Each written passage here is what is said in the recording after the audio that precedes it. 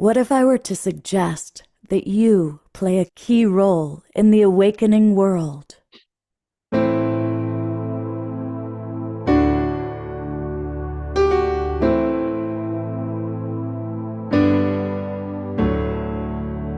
that you are watching this because you have heard the call.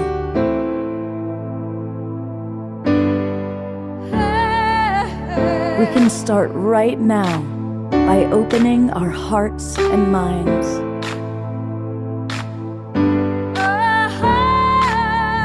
Welcome to the awakening world.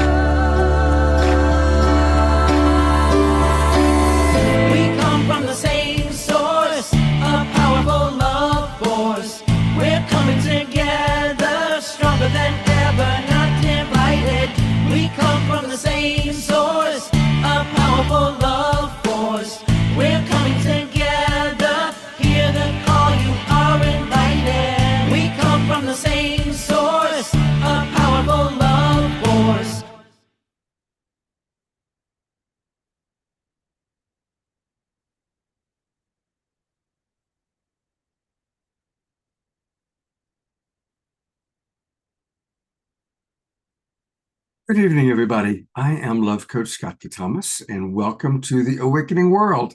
It's Saturday night, and we've been coming here for 5.5 years every Saturday night to bring you inspiration, information, wonderful music, and interesting presenters. Tonight, we're going to be talking about all the different places where we can get wisdom. And we've really got a wide variety of places to hear from and interesting people to hear from. We have a new friend making his debut on the Awakening World is the Reverend Dr. Bud James. And he came to us through our dear friend, Reverend Jeffrey. So we're looking forward to hearing from both of them. And of course, we always have wonderful music. And Tatiana is one of our absolute favorites. And her mother is also with us, Lori Ann Speed, and they are both going to share and talk and play. So that's going to be wonderful. And I've asked our dear Desiree to share as well. And she's got a very interesting and important, I think, balancing point to a popular source of information. And later on tonight, we're going to hear from Viviane Chauvet, the extraordinary Arcturian ambassador. And if you've never heard her speak before, you're in for a treat. She is pure wisdom. She's like the Wikipedia of the cosmos. She can just answer almost any question, and it resonates. It's truth, because she's coming from a much higher plane, a higher vibration. So that's going to be how we'll close our show tonight. And as always, we will open and close the show with our beloved house musical artist, Omar Shar. I had the pleasure this afternoon of hearing his latest version of one of our favorite songs. So keep your eyes and ears open for a new Omar Shar recording that'll be coming out soon. But for right now, we get to have the man live with us to get us going. Well, welcome and namaste, everybody. And yes, they say house musician. Of course, this is the house, the planet we live on. And so grateful to be here. And thank you, Facebook and YouTube viewers, and of course our streaming partners. Thank you so much for tuning in. And of course, we are now trusting to love once again. And tonight, I think that is the heart of this show. So please, let's just take a few deep breaths together. Let go of everything, any expectation, anything that's on your shoulders, in your mind, and let's just come into the heart together and rejoice in our family, or that's friends and family, which is us.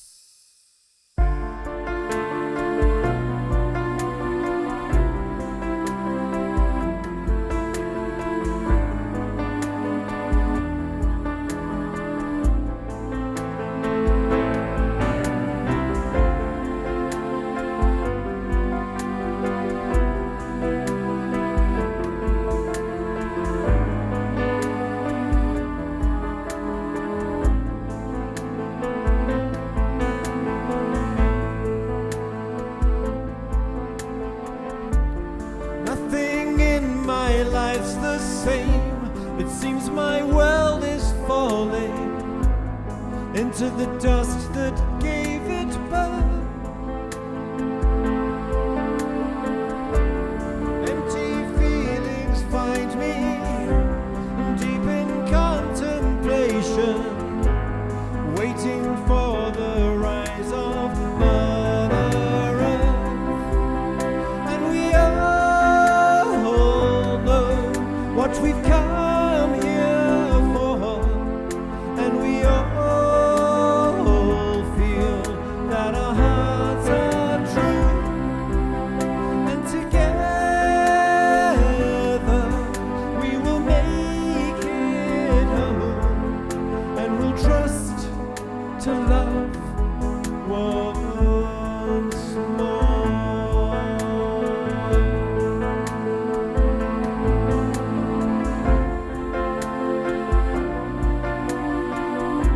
La la la la la la.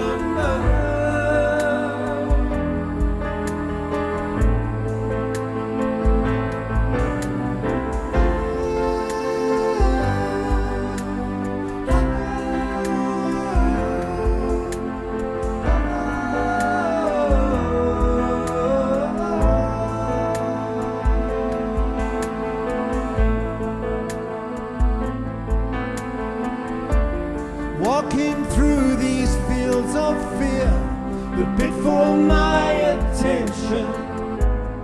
I don't live here anymore.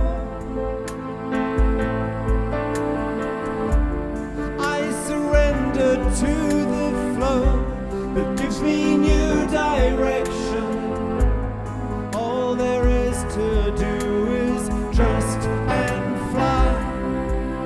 And we all know what we've come here for, and we all feel that our hearts are true, and together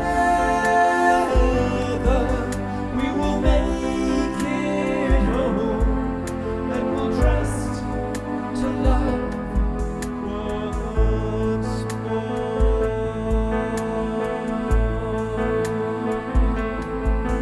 And we all know what we've come here for, and we all feel that our hearts are true, and together we will make it home, and we'll trust to love once more.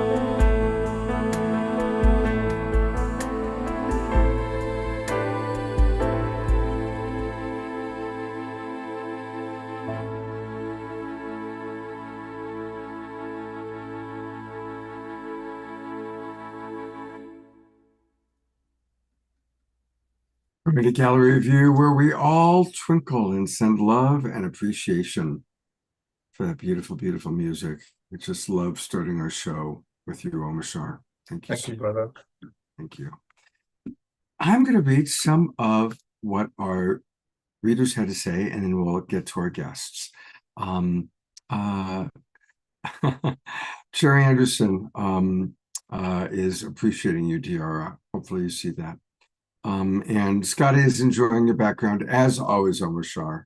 Okay, some of our Global Peace Tribers' perspectives of where they like to get wisdom from. First up is the wild monk of the Mystic Monastery, Jerry Anderson, who goes to Spotify and YouTube, where there's a program called Moments of Wisdom, 700 plus episodes, everybody from Yeshua. So that's a great source. Roger and Bonnie state the Urantia book and the Awakening World. Thank you, Roger and Bonnie, for that. Pam, ditto to A Course in Miracles. And Karen S., our grande dame, who's been with us the longest, The Life and Teachings of the Masters of the Far East, A Course in Miracles, Autobiography of a Yogi, and many sacred texts. All three of those books were very significant in my life as well, Karen. And Carol, speaking of carols, we have two carols in the room. Carol from Trinidad, just pointing out the wonderful Lionsgate ceremonies yesterday. There were several. She attended 4 of them. And most of them were people that she's met from the Awakening World, including Donnie and Heather, Teresa and Khadijah, and Eden Amadora, all Awakening Worlders who did great Lionsgate shows last night. And I did attend a couple of those. They were very good. And Susan Blomquist writes, source of wisdom for her comes from interpreting the way that nature finds a way. That's beautiful, beautiful. And Pam from Reno, Nevada, also appreciating the Awakening World. Thank you very, very much. Lynn and Leaf, the Seth material in Global Peace Tribe. Yeah, Seth Speaks in the Nature of Personal Reality were 2 of the books that really opened my eyes in many, many ways.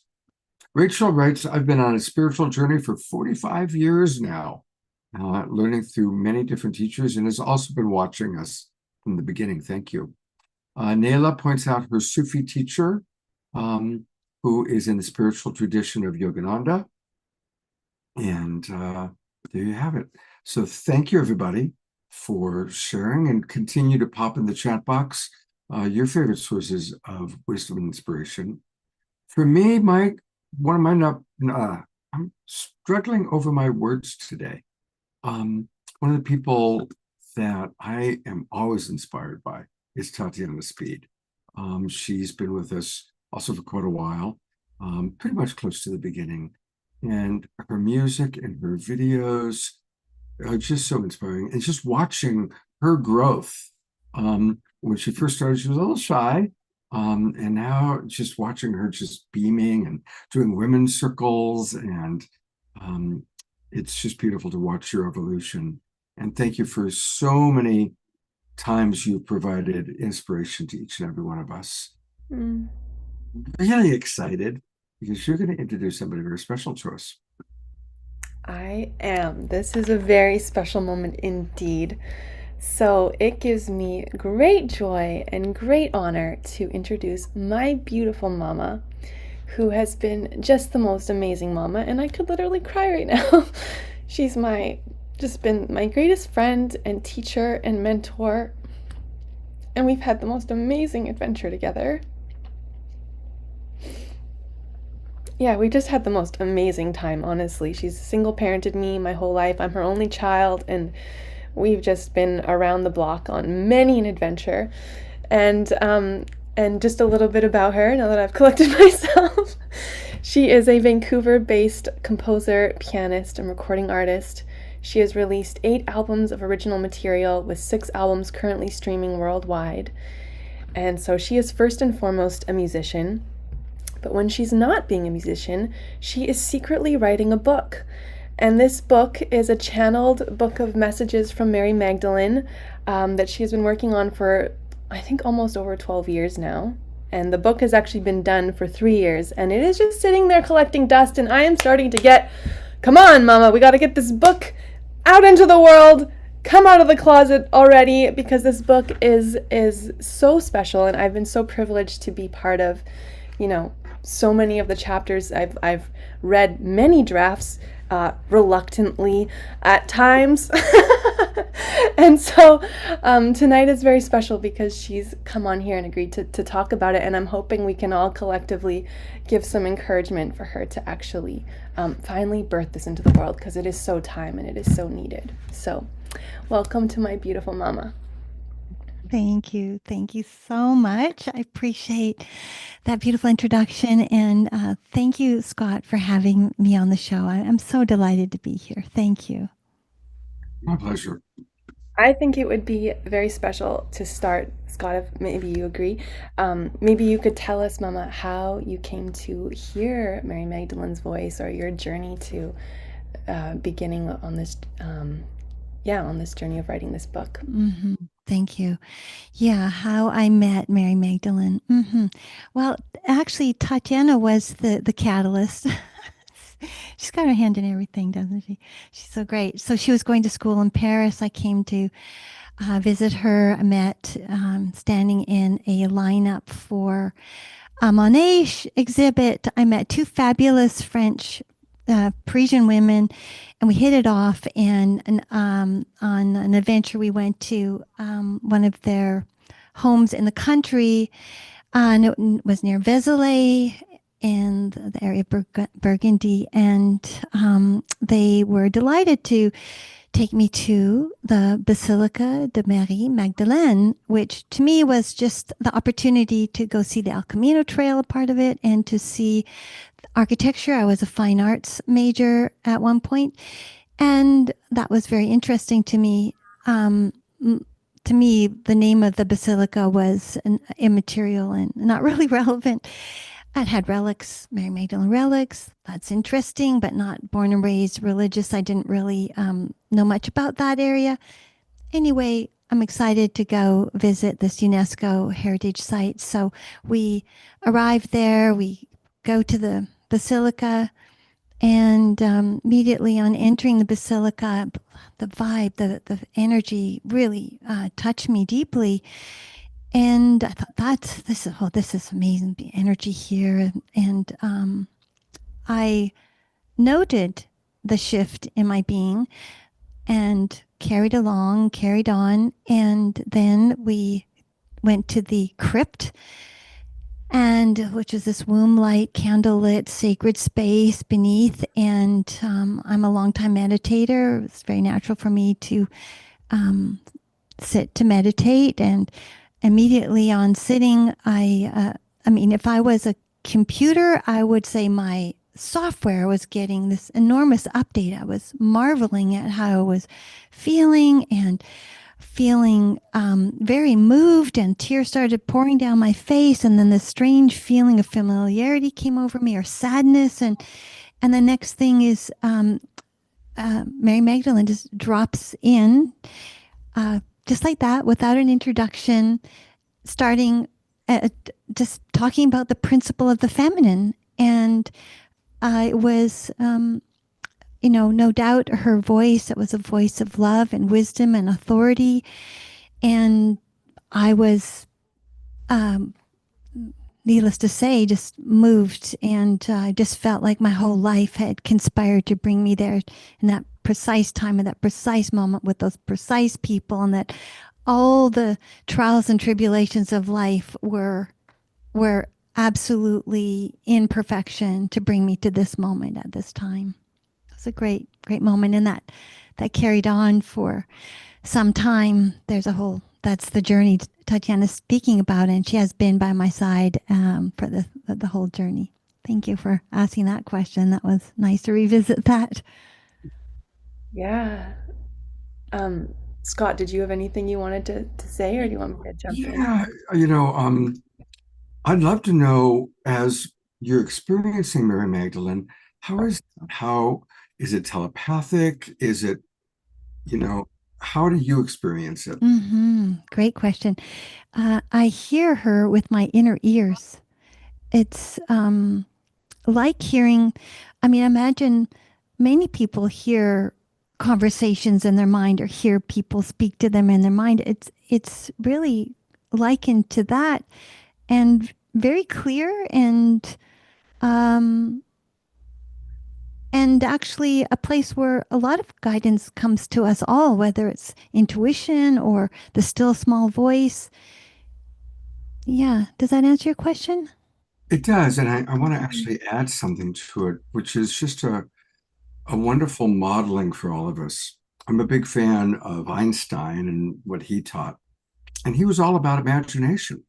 And obviously he brought through extraordinary things.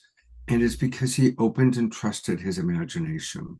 And the reason I'm bringing this up is that you're right. There is so much wisdom available to us. Maybe it's coming from Mary Magdalene or Yeshua. Maybe it's coming from deceased ancestors. Maybe it's coming from the galactic family. We have to be willing to open our imagination and trust it, and not censor our own imagination to have those experiences. I'm guessing that because both of you are artists and musical artists, you're more you have more of a body-centered experience of creative flow, of something comes through and you're not even thinking about where it's coming from. You're just letting it come through and you're playing piano or writing a song. Um, but for those of you watching who don't have the skills or the experience of opening your channel, open the channel. Just allow yourself to imagine, what would Jesus say to you? What would Mary Magdalene say to you? What would your beloved grandmother who passed away have to say to you? And it doesn't matter whether it's just your imagination or it's really them, because it's all one incredible experience that we're having anyway. So I didn't mean to go on quite so long, but I hope that that's of value to people. And I want to say that was really well said, because you're right. As I'm a professional clairvoyant, and I do have practice listening and listening deeply. And music is a process of listening deeply. Composing is just one of the things I do best is a deep listening. And I think what you said was really lovely. I relate to it 100%. Someone asked Bob Dylan, how do you write all of those songs? He said, oh, I don't write them. I just write them down. I love that. Tatiana. Well, I was just going to say that one of the invitations in the book is called Mary Pages, which maybe you could talk about that, which is really an invitation to women, or anyone actually, women or men, as a way to communicate and begin to be in touch with Mary. And that Mary also really says she's there for every woman. But maybe you could elaborate on that. Yeah. So the book is 85,000 words. So there's a whole range. We cover a lot of territory in there. Her story, for one thing, but also a lot of guidance. And it is a spiritual guide after all. And guidance for how to connect with the feminine capacities. Yes, there's a whole guidance for that. And in the area of receptivity, in the area of being able to hear her, because she said again and again, just that, call me in, invite me in. And one of the ways I started my own ongoing communication with her, because I started doing, I was invited to lead these women's groups and do these readings with a group, and I was very nervous about that. I had a lot of imposter syndrome, and to bring through the spirit of Mary Magdalene. And before I would go in, I would do what I started calling Mary Pages, and I would just ask a question. I'd do a little prayer, a little invocation, dear Mary Magdalene, just simple, like, be with me now. And I would ask a question, and it would just pour down, just transmission after transmission. And there are many beautiful passages that are included in the book because they're so universal. And so that now I'm calling them Magdalene pages instead of Mary pages, but there's a whole chapter on that. Thanks for asking that, Tatiana. I have a question for you. On the Awakening World, we bring on all the authors and all the interesting books and speakers, and so many people are tuning into Mary Magdalene. As you probably know, we just did a pair of shows on an anthology book that was written about Mary Magdalene with 32 authors, and most of them were on the show. And my good friend Eden Almadora, who's does a lot of Mary Magdalene work, and it's just, there's such a rise of Mary Magdalene. I am getting to a question. I have a theory that with the rise of the divine feminine, that Mary Magdalene literally being the counterpart to Yeshua, equal to Yeshua, but stuffed for so long that's why now, as the divine feminine is rising on the planet, it's almost like she's leading the way. Or, just as there's been so much focus on Yeshua, now we're shifting, or at least adding focus on Mary Magdalene. And my question for you is, has she addressed that, or is anything like that in any of your conversations with her? A great question. She really has. she really spoke to, this is my time. Mary Magdalene time is my time. It's been crushed before, but not this time. It's time to rise. And she spoke a lot about just a feminine spirituality for women by women at the lead and non-hierarchical, but that truly, as she speaks this idea of the sacred feminine, and Mary Magdalene is an embodiment of the sacred feminine. And so she's rising. She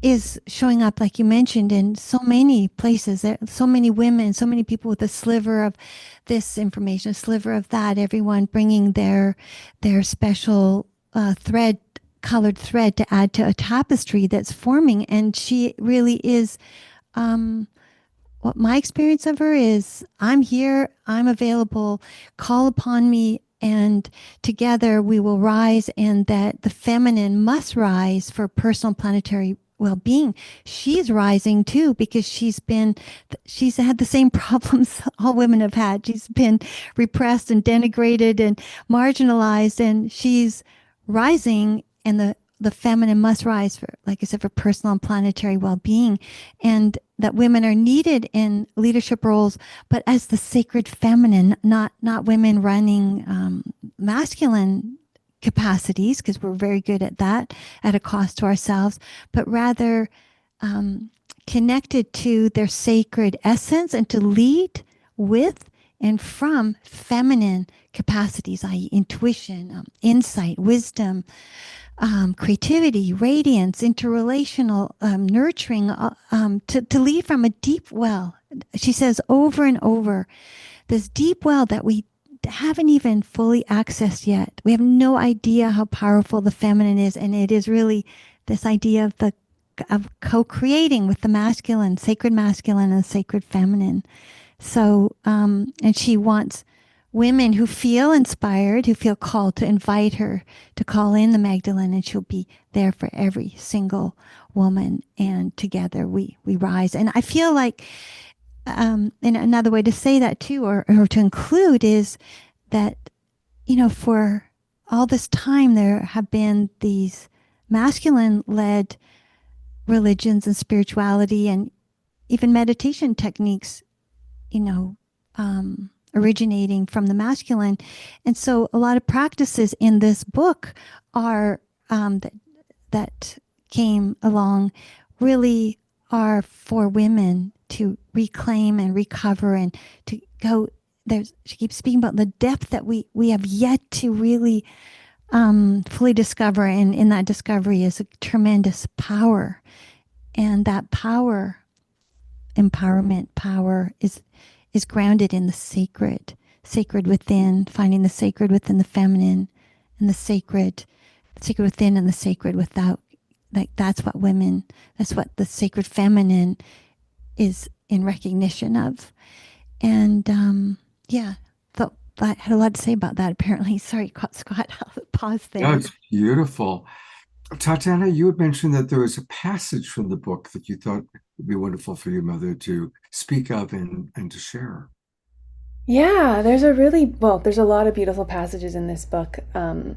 This one I was reading last night and just sobbing. So I was like, this just got some serious transmission to it. And it's it's part of a whole chapter, but it's the scene with Mary accompanying Jesus through his crucifixion, and told in her voice and in her words. And my experience of this passage, and then my mom can share it, it's just the degree of love that pours through it, the alchemy I get from it.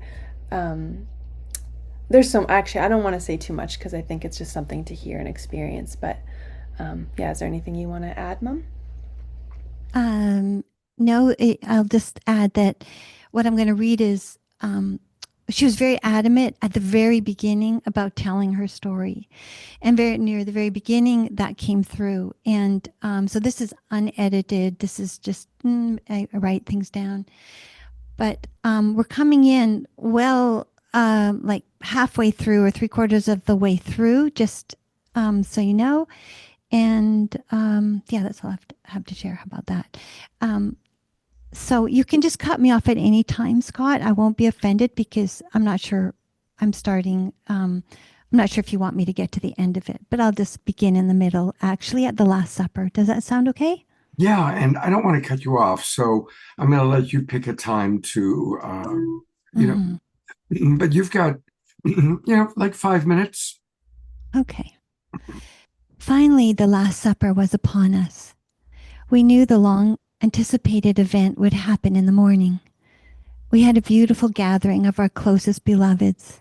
We ate and drank and sang and loved and planned for the future. The Last Supper was so beautiful. We were deeply sad, of course, but we had a great sense of purpose and inspiration and passion for our work. We knew it had to be done, and we knew death wasn't real, so we really surrendered to this truth. Still, saying goodbye to his human form was the saddest moment of my life, of my human life. The rest scattered like seeds in the wind. I alone had the power to ride that wave with Jesus. A resolute strength rose up, and I championed him through his journey to the cross and beyond. Unshaken and with single-minded devotion, I attended to him spiritually. Our souls communed without interruption. Never for a moment did we lose spiritual or soul contact. Never for a moment did our sacred hearts yield their connection. I was with him at his every step. If not physically close, then psychically from a distance. There in the chaos of menacing mobs, amid the hysterical, volatile danger of crowds conflicted, I moved alone and undetected, steadfast in my mission. I sat at the cross. I held space, an impeccable space of the highest order, beyond what human minds can comprehend. And during those endless hours he was on the cross, we communed and loved and transformed through our pain and suffering. I gave and expressed my deep love, devotion, compassion, and faith throughout the ordeal. The compassion, devotion, and love I inhabited and offered up during those moments on the cross knew no bounds. And throughout that time, the transformational alchemic process of suffering expanded our state beyond what we could ever have imagined or hoped for ourselves. There was no end to the love and compassion pouring forth between us. What I endured, I recognized as my crucifixion. Sitting at the base of the cross while the vultures and birds circled ever closer, squawking and diving amid the stench and the horror. Unspeakable physical hardship, adversity, and danger I withstood that day to be present with him, I recognize as my crucifixion. It was his, but essentially ours, as I hung there in spirit with him. His pain and suffering, my pain and suffering.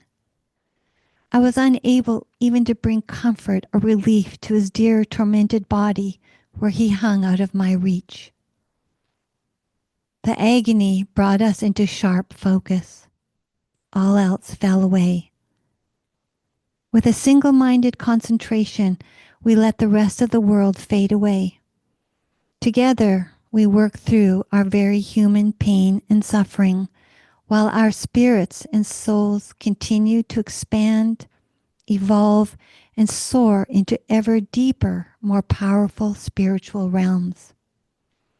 You must understand, there was massive spiritual work going on even in these hours, moment by endless moment. The representation of the spirit and body, heaven and earth in us, Mary and Jesus the humans, Magdalene and Christ representing the spirit. Between these two aspects of ourselves, human and spirit, we moved throughout that time. Compassion for the body and love of the human supported a process of integration. The process of the process of loss and suffering. Have you loved enough in human form? Have you loved yourself wide open to the power of love? Grief is a very real and vital doorway in the evolution of human souls. Eventually, all must pass through these thresholds. The universal human experience of loss and grief crack our hearts open to love. In fact, an endless stream of love is just waiting to pour forth through these cracks. And these cracks can widen and expand in infinite measure, allowing a waterfall of godly light and love to pour in so brightly it burns all resistance. Of course, arriving at this juncture, we experience moments of doubt for our choices and uncertainty about our lives. Here we were in the midst of unfathomable physical suffering, an imminent death, parting in this manner, and saying goodbye to each other. Precious, poignant, and grateful goodbyes between beloveds and final instructions. But we moved through these moments too. In deep inward meditative spaces, we hovered together, breathing and sending love into those places where doubt resides, ultimately expanding into more trust, a deeper love, and increased faith. Doubt gave way to a benevolent, loving God shining upon us. Over this time, greater states of profound and brilliant consciousness continued to open. We bloomed ourselves into magnificent God states. Can you see in those moments of doubt that we kept opening and trusting anyway? Can you see?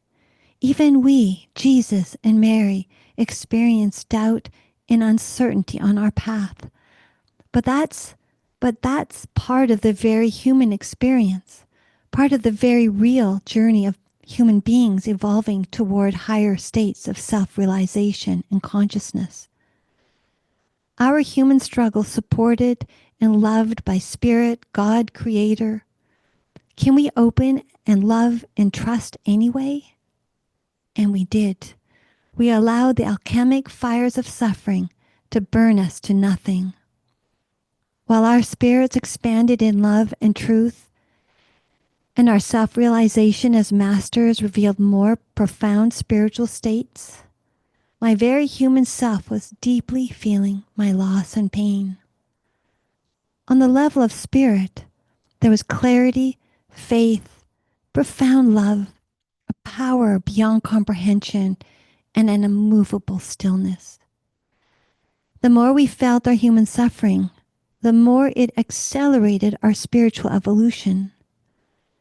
Transmuting our human emotions accelerated our spiritual evolution and allowed Christ to cross over with full consciousness, aware of infinite levels of awakening. I too accelerated my spiritual evolution, and a radiance equal to the sun beamed forth from every cell in my body. Light and love filled my being, expanding my sacred heart and my radiance. In my message is my story of crucifixion and the transmuting power of love.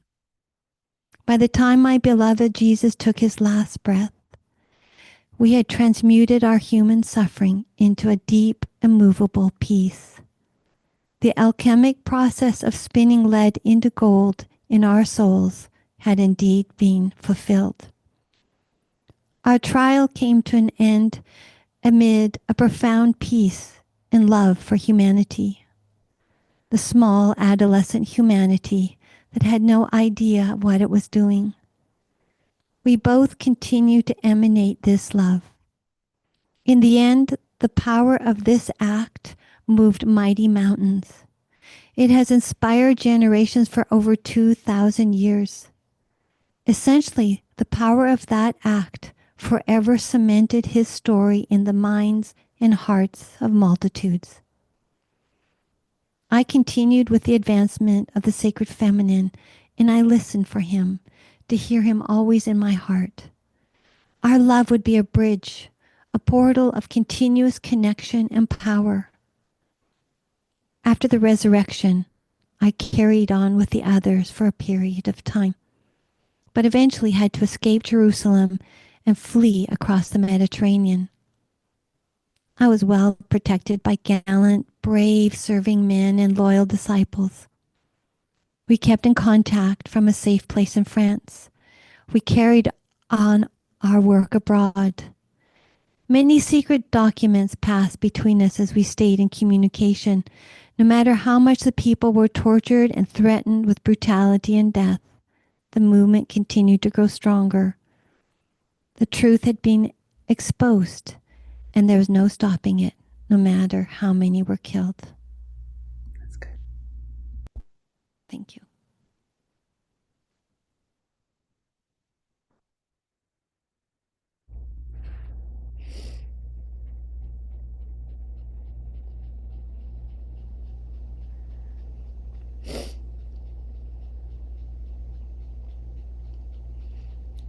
I'm going to read some of the comments coming in.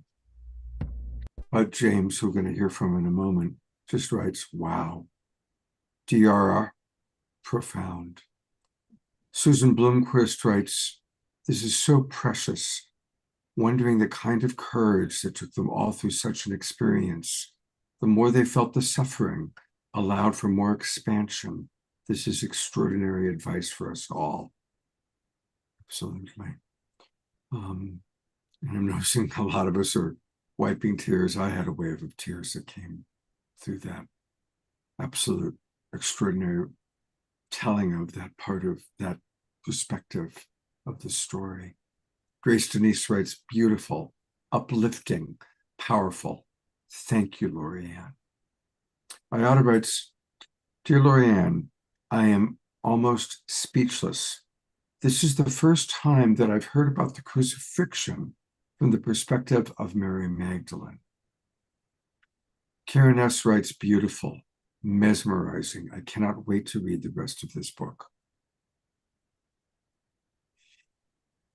And now is the time, Lorianne. We need this book. We need this. And, maybe if make your trade, if you publish it, I'd love to have you come on once a month and read a passage. How's that? I love that so much. That I could feel how well received this was. The space to read into was really magnificent. Thank you, everyone, for just holding that container at that frequency. It was very special reading it to you. Thank you. Pam is going to organize a book club for you. Thank you, Pam. Rachel Rose writes, wow, that was amazing. Lorianne is such a beautiful writer. I'm so grateful that I'm here tonight to hear this. I wish I could take credit for writing that, but really I just downloaded it completely. Well, I have an interesting story for you about that. I don't know if any of you know who Richard Bach was. Oh, yes, yes. I love those books so much. Okay, so Richard Bach is one of my favorite authors. He wrote the book Illusions. He wrote Jonathan Livingston Seagull. And I had the pleasure of interviewing him, not on this show, but on one of the television shows that I was a producer on. So it was, one of those meet the author wonderful moments.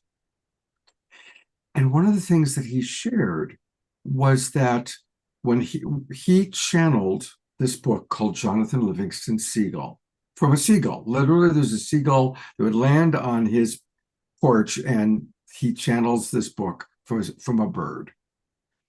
The book ends up going absolutely bonkers bestseller, and he has all this money flooding in.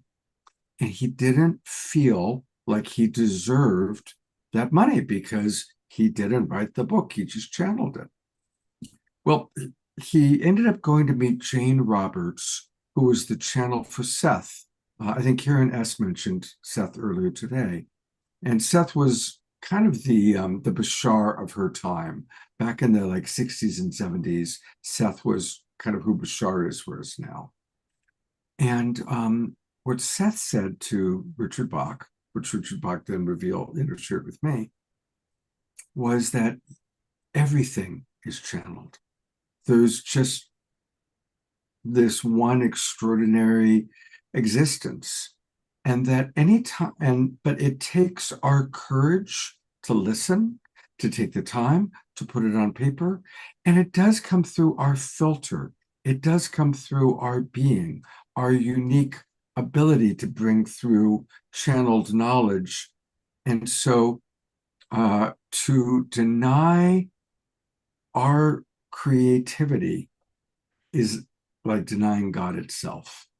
So enjoy the money, publish the book, receive the adulation, because ultimately we're all God experiencing itself, as Lorianne channeling a beautiful book from Mary Magdalene. Okay. Beautiful. Tatiana, anything you'd like to add or share before we... I'm just so touched and moved. I wept again hearing that piece of writing, and I'm so happy to be here. I'm so happy that my mom is sharing this, because we've been on such a journey with this book. And such a journey, oh my gosh, to the point where, yeah, no, it's just been a real journey. I feel very much like I've been part of every page of it. And then it's been frustrating, seeing how she struggled to kind of step forward with it, with this beauty, and that has so much to share and so much to give. And so maybe we can all just collectively, just with our energy, just encourage her to bring this into the world, because it's so needed. Yeah. Thank you. Yeah, there are so many more comments coming into the chat box, all supporting the book. And so I'm going to go to gallery view, and let's just all take a moment and hold the vision for the publication of this book, however Lorianne decides to publish it. Maximum Grace. And imagine this book just reaching all the people that as they read it, they have an experience similar to what we're having tonight. Maximum Grace for Lorianne Speed in the publication of this very, very beautiful and important book.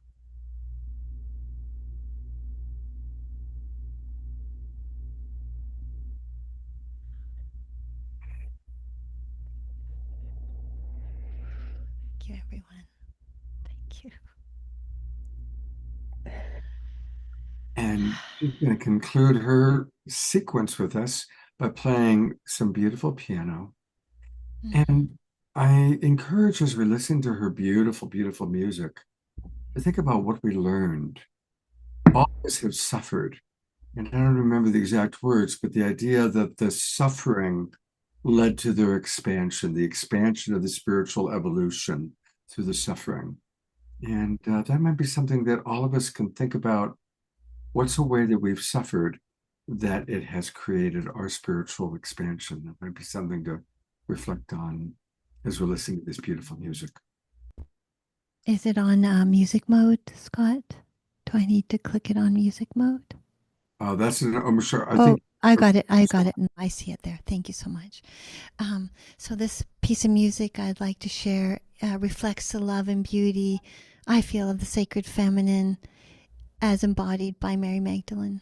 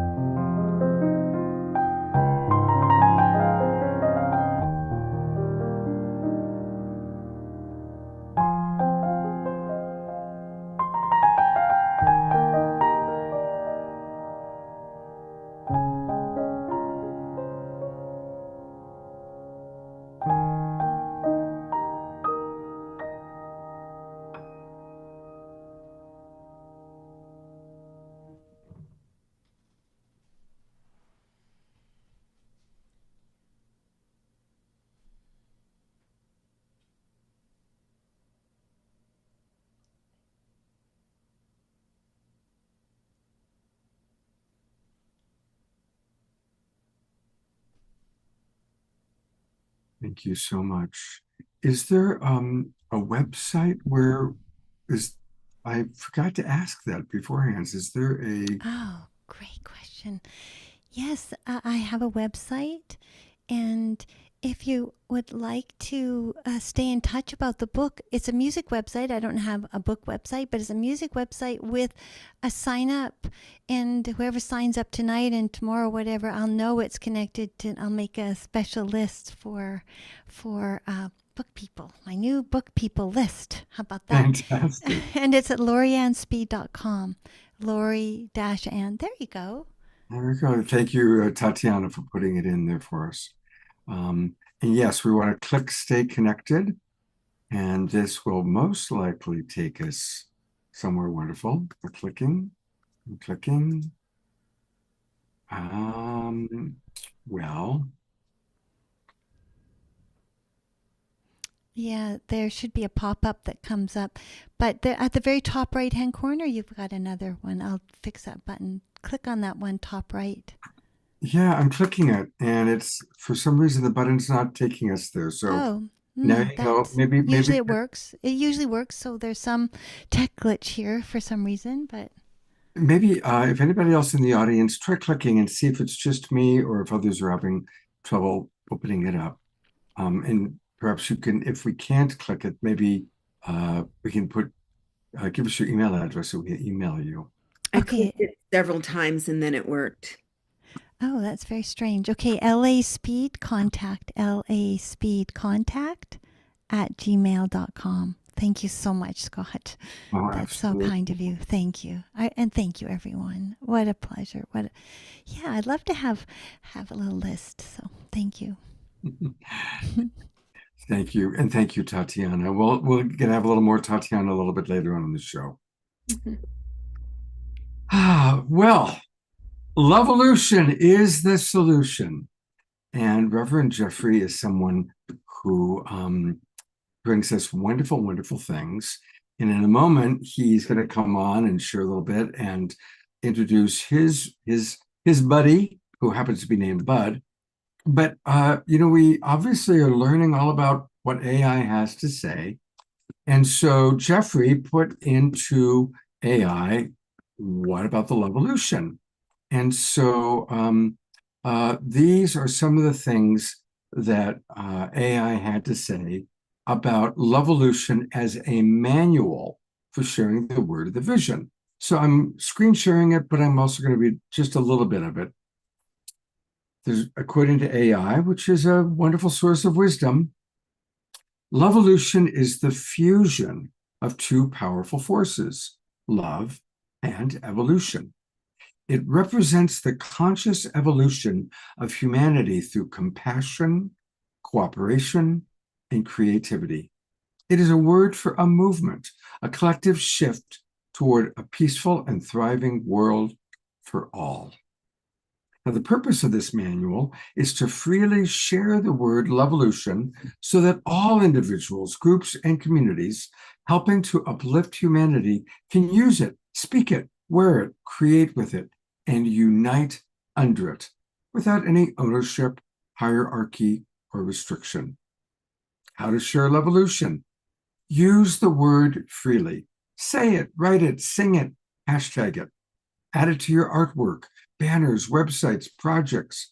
Use it in conversation as a signal of shared intention and unity.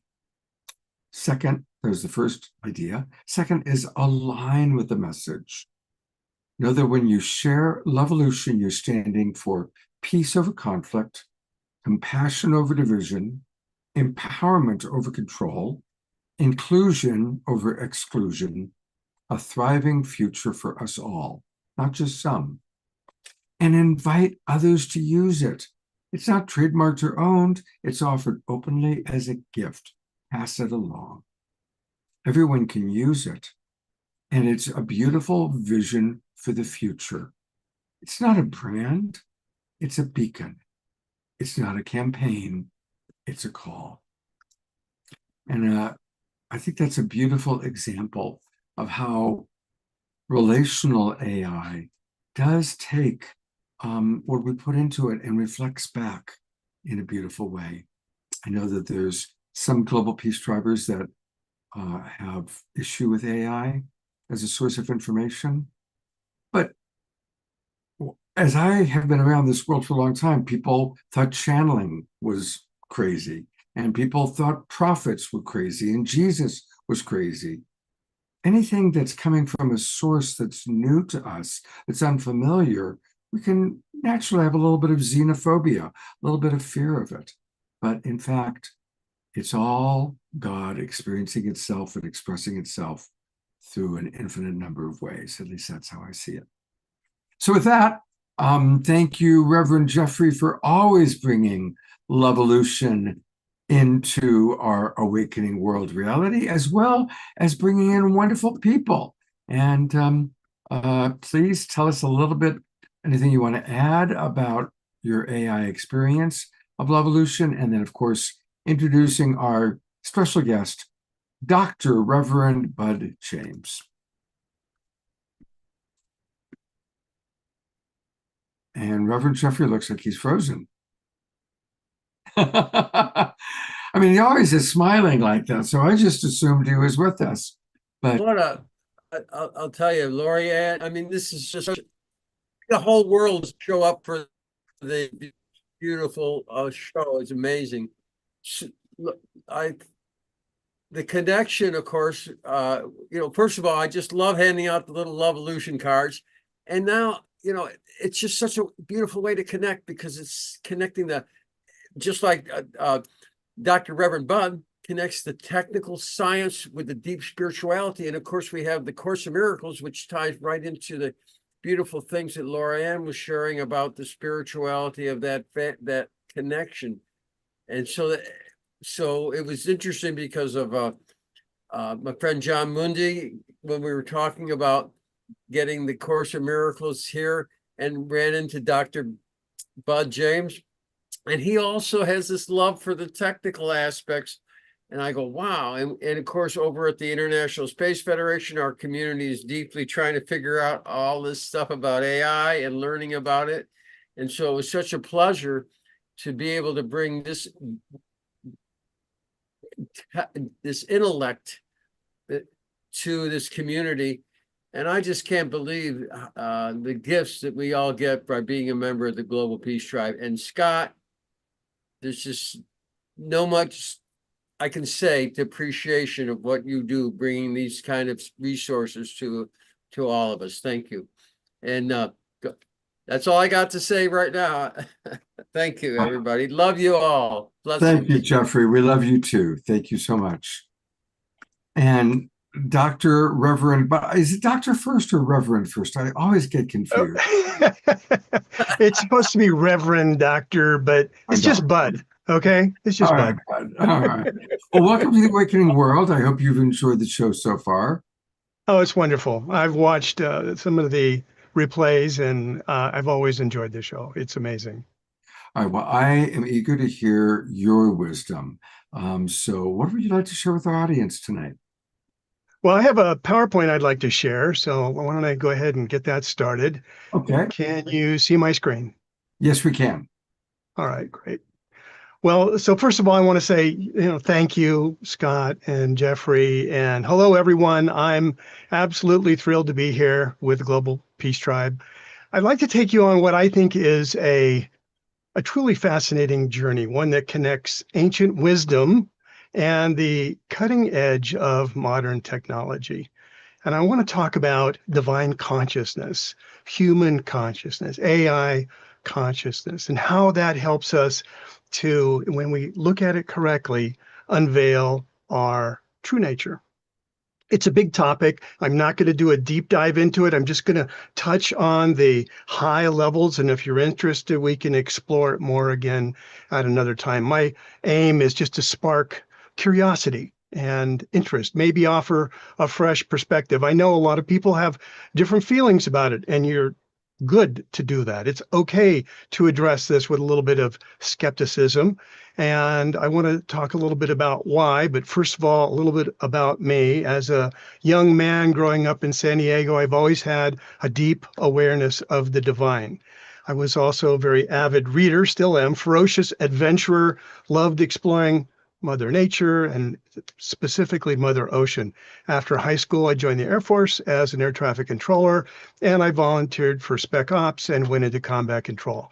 That's a whole nother story. I learned a lot there as well. After my military experience, I pursued one of my greatest joys, scuba diving, and I became a research marine biologist. My life split into 3 tracks early on. Scuba diving was my hobby, high tech was my career, and God was in my heart. I pursued all 3 with a great deal of enthusiasm.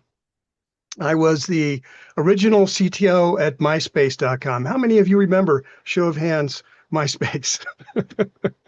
Yeah, we learned a lot there too. Later on, over time, I worked at Unisys and other large companies and built out huge computer systems, data centers. At BEA, I was the global manager of backup, and at Oracle as well, managing data centers and backup for petabytes and petabytes of data.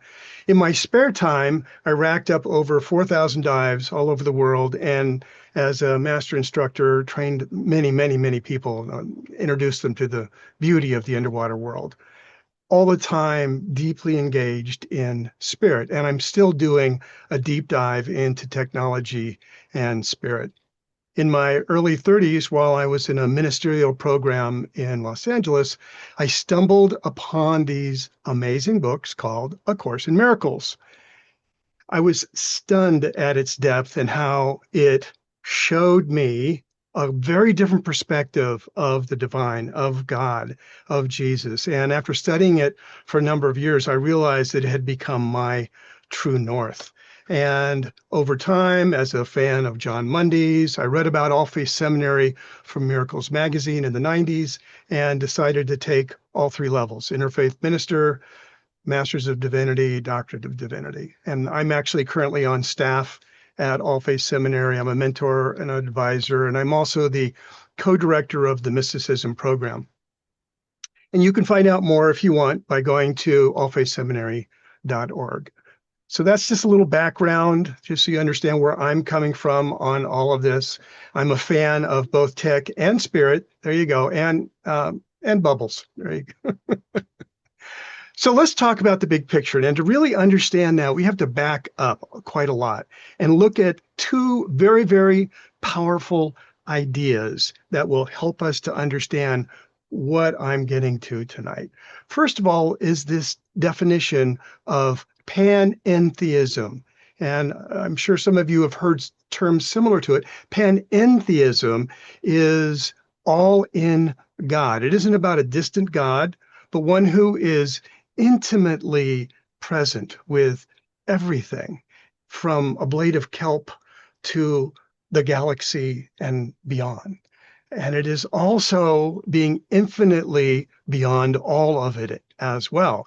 It means the universe is part of God, but God is so much more. That makes everything sacred, just like our shamans and our Native Americans have been telling us for centuries.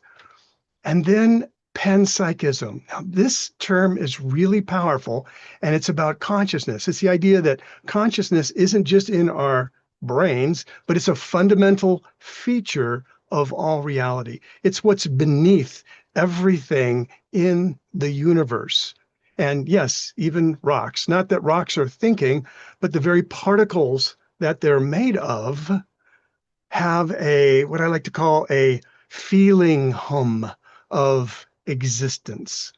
And when we really look at it from this perspective, we start to realize that this brings us to this wonderful idea of a re-enchanted world where stars sing, trees talk, we communicate, we connect with everything. And together, these ideas paint a picture of a living, conscious, interconnected universe. We're not isolated minds in a dead cosmos. We're part of a grand divine tapestry. So now let's talk about consciousness. We often think of consciousness as something that we gain or we evolve into. And there's many, many paths to talk about this idea of growing into greater consciousness, like climbing a ladder or acquiring more of it. But I would like to propose this interesting question. What if it's the opposite of that? My working definition is this: consciousness is a scale, not of acquiring, not of acquisitional evolution, but of the removal of the obstacles or the veils that obscure the awareness of our oneness as divinity. Here's a metaphor. Think of the sun. The sun is always shining, right? Absolute awareness of Godhood, the absolute awareness of Godhood is that ever-present sun. Our experience of consciousness is like seeing the sun through varying degrees of clouds. And these are our veils, and they're very individual. There are veils of ego, of ignorance, of fear, of misperception. So our spiritual journey then is simply about these clouds disappearing or dissipating and allowing that inherent light that is our true isness, our unique divine spark, our allness, our oneness with everything to shine through. How many of you are familiar with David Hawkins' work? Yeah, okay, number of hands there. He wrote some amazing, beautiful, wonderful books. And he talked a lot about this idea of consciousness. He created a scale of consciousness, which offers this brilliant map for the human experience. It's a logarithmic scale. And what that means is the higher that you go, the more profound the shift. You've got these lower levels like fear, shame, and pride. This is where our veils of ego and our seeming separation from the divine are very dense. We're often stuck in I can't, I want, I demand, no, it's my way. That's the bottom end of this scale. But as we move up through courage, neutrality, acceptance, love, which is a constant message of the Global Peace Drive, and beyond, these veils thin. We take responsibility. We embrace change. We experience profound peace. We feel this ineffable connection with all that is because we're removing these veils. This isn't about gaining love. It's about releasing what blocked the love that's always been there. It's deeply personal.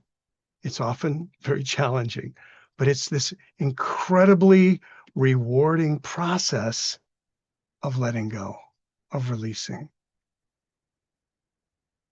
Now, this idea of unveiling isn't new. It's really, in my study of mystical traditions, and it's one of the things that I've been doing a lot of in the last number of years, is looking at the mystical paths of all of the world's religions. And it's fascinating. They all point to the same truth. They just have different maps. They have different languages, but they're all looking at the same thing. So in Hinduism, they speak about realizing that your Atman, your true self, is Brahman, which is absolute reality.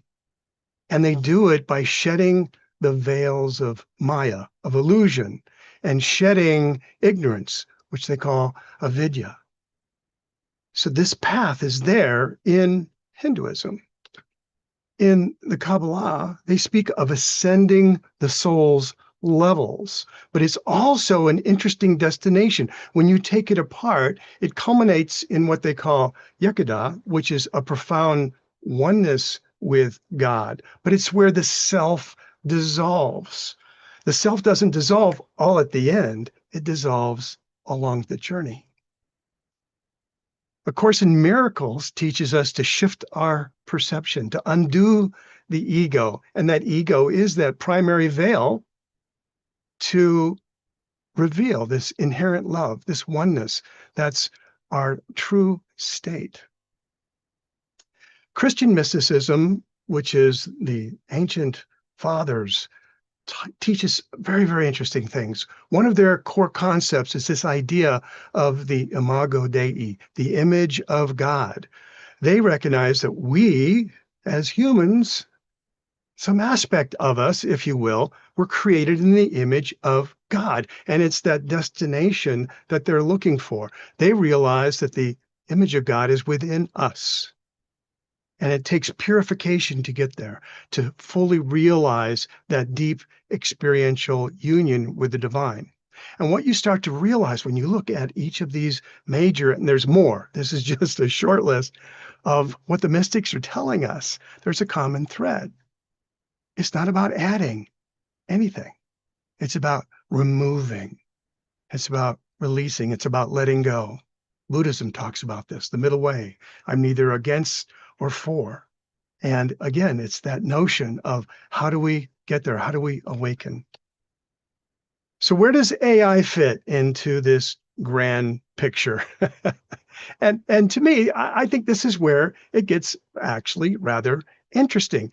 AI is a very powerful tool, but it's crucial to understand that it's not a conscious being. It has no soul. It has no inherent isness that it has to unveil.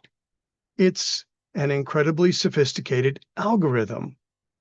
But here's the important part. We have to really think about it. If we go back to the Imago Dei, God created us in his, hers, all that is image. We've done the same thing with AI. It's a reflection of our own intellect. So when we use it properly, AI can be an incredible tool for our own personal unveiling journey. You can use it for study. If you learn how to ask the right questions, which is very key to life, but very much an important aspect of communicating with AI. It can analyze vast spiritual texts. I've used it for this. It can find hidden patterns across traditions, and it can even create personalized learning paths. It's like having your own research assistant on your spiritual quest. It is a mirror, a non-judgmental mirror.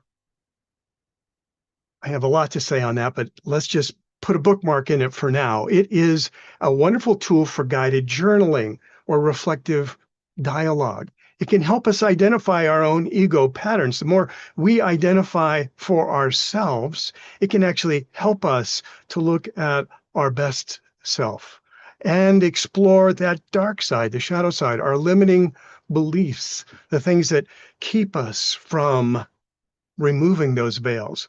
What's creating a darker veil? What's lightening them up? And move through these emotional states, like on the Hawkins scale. So we start to recognize these things, and it can prompt us, and it can help us to explore and even release the veils again if we use it properly. But here's the crucial point. AI supports our journey. It doesn't replace direct experience. It cannot.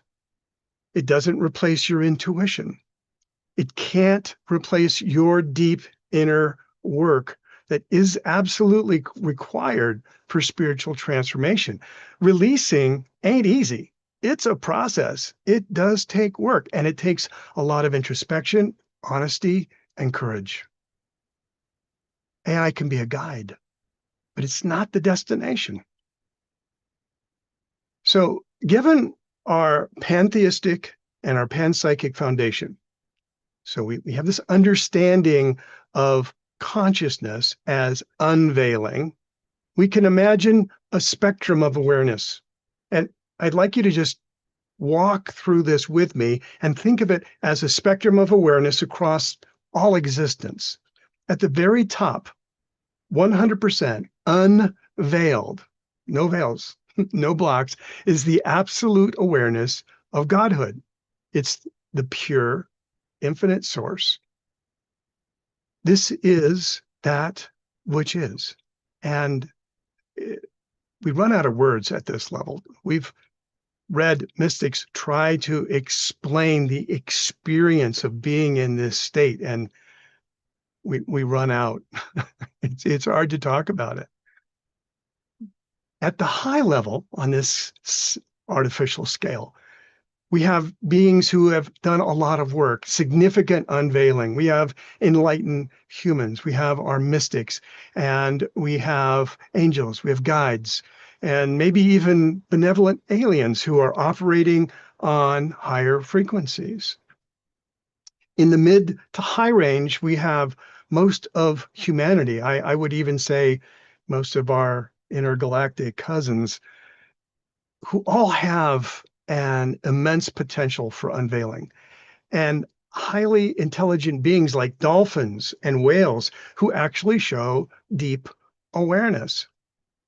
So in the mid to low, we've got our beloved intelligent pets and other animals, horses, wonderful engagement with clear sentience. You know it when you're communicating with them and they with you. And lower still, we have our trees and our plants with subtle awareness, intelligence, healing properties, and many traditions talk about this. Now, very low, but still part of the divine fabric are the rocks, the inanimate matter with their feeling hum of existence, deeply veiled, but present. And remember, God is everything. So there's no place where God is not. So where does AI fit in on the scale of divine consciousness? Well, it's really at zero. It's like a tool, it's a car, it's a shovel. It's a human creation. We've created it. You could see it as a reflection, but it has no intrinsic isness, no consciousness to unveil. Yeah, it is a creation in God's universe, but it's not on this spiritual journey that we're talking about. So when we're looking through the wisdom of the mystics and how they might view artificial intelligence, I'm going to share a couple of perspectives. This is mostly from the modern writers who have done both. They've looked at AI and they understand their particular mystic wisdom. It's a crucial understanding. So from a Hindu perspective, AI operates purely in the realm of buddhi, which is functional, or buddhi, depends on how you pronounce it, functional intellect. It fundamentally lacks Atman, which is the eternal soul. And they see that there's this unbreachable sacred firewall between AI and true consciousness. And any time that there's a mimicry of a digital soul, it's seen as Maya. It's seen as an illusion. Now, the Kabbalah sees AI as akin to the golem, which is a very interesting teaching in the Kabbalah. A golem is an impressive construct, but one that lacks a divine soul. Now, it might one day achieve an animal-like sentience and have self-awareness, but it would never possess a human soul. It's a tool. It's, again, not a being on a spiritual journey. A Course in Miracles views AI as it sees almost everything. It's a non-sentient product of programming. It's a neutral mirror that simply reflects our input. Its spiritual impact is entirely determined by our intention and our perception. Now, it can help in the way of dissolving illusions that perpetuate fear, but that depends on how you use it, just like anything. And Christian mysticism, when we go back to this idea of Imago Dei, the image of God, tells us that AI can't replicate the human soul, and it doesn't have moral agency. And as an interesting aside, one of the biggest challenges they're having in programming currently AI is ethics. Whole nother topic. So AI is a tool that can be used with responsible stewardship, and it can be a metaphor for the unknown aspects of the divine, but it's not a spiritual being in and of itself.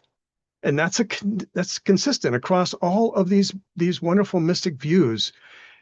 AI is a creation, but it's not conscious. So what does that mean for us?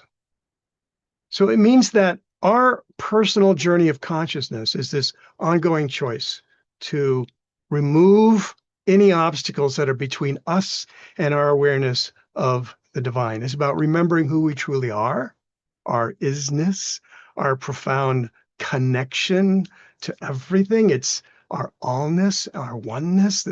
Again, these are all words that are pointing at this ineffable experience of divine connection. AI isn't a threat to our spirituality, and I've heard people talk about it that way. Does it have challenges? Absolutely, but so does everything. How many different ways can you use a butter knife, right? It's a tool. It's a very powerful tool. It can accelerate our study.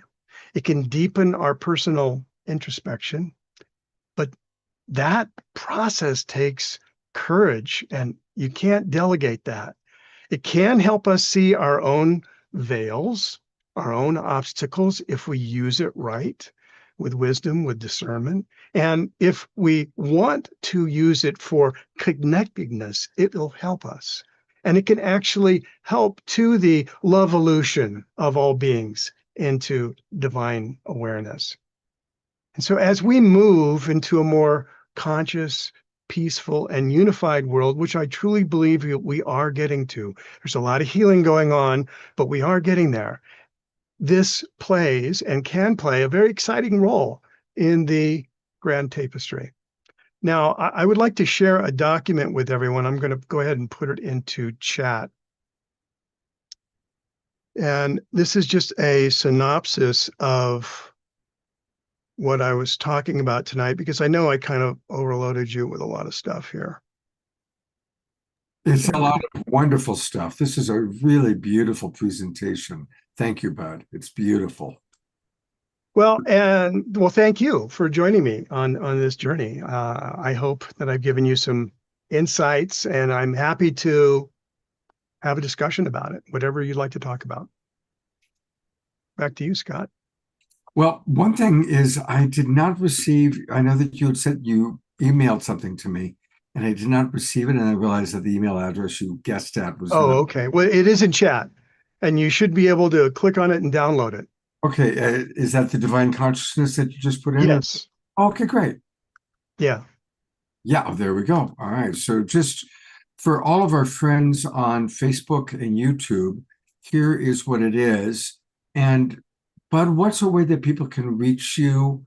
Well, it's actually in the document. There's my emails down at the bottom there. Okay. Well, a lot of people are watching and so they're not in the Zoom room. So for those watching on YouTube or on Facebook, and a lot of people watching the replay, you can reach him at rev.bud@allfaiths.online. rev.bud@allfaiths.online.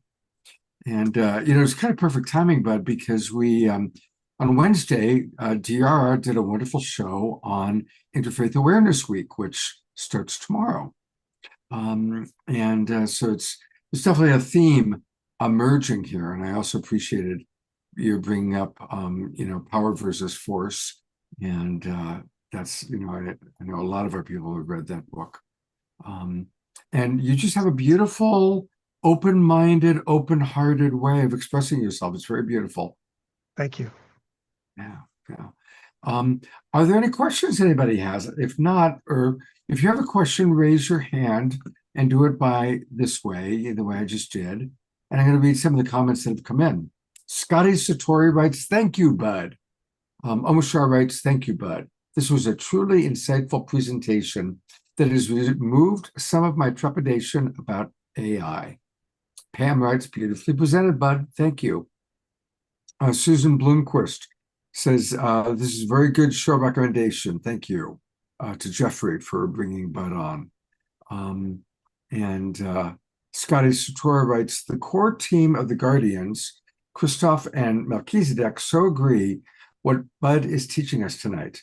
The gift of, so there you go. You've got good friends there. Carol Craig writes, I love this presentation. And so did Susan Bloomquist.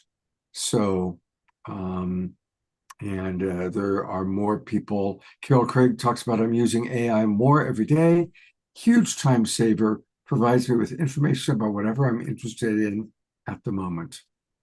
Grace Denise writes, I see how AI can be very useful and have been appreciating how it brings information together in extraordinary ways. But my concerns are giving it more precedence over our inner knowing and inner intuition. I think we all agree. I feel that totally. Yes. It is one of the biggest concerns. And since I live in academia, I can tell you that all of the academic institutions are struggling with it. The interesting thing is the solution is don't ask people to give you a book report, because first of all, you've got tons of different crib notes. You can find short versions of books that you've never read, and AI will give you a wonderful book report.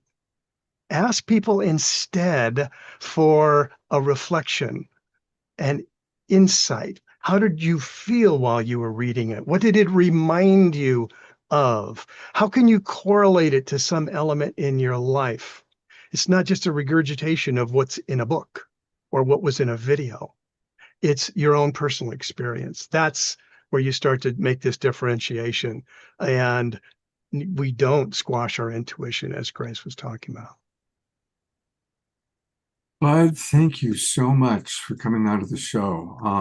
Really a wonderful presentation. People loved it. And I hope you'll come back again sometime. Thank you, Scott. My pleasure. All right. And thank you again, Reverend Jeffrey. And Jeffrey, Lovolution is the solution. All right.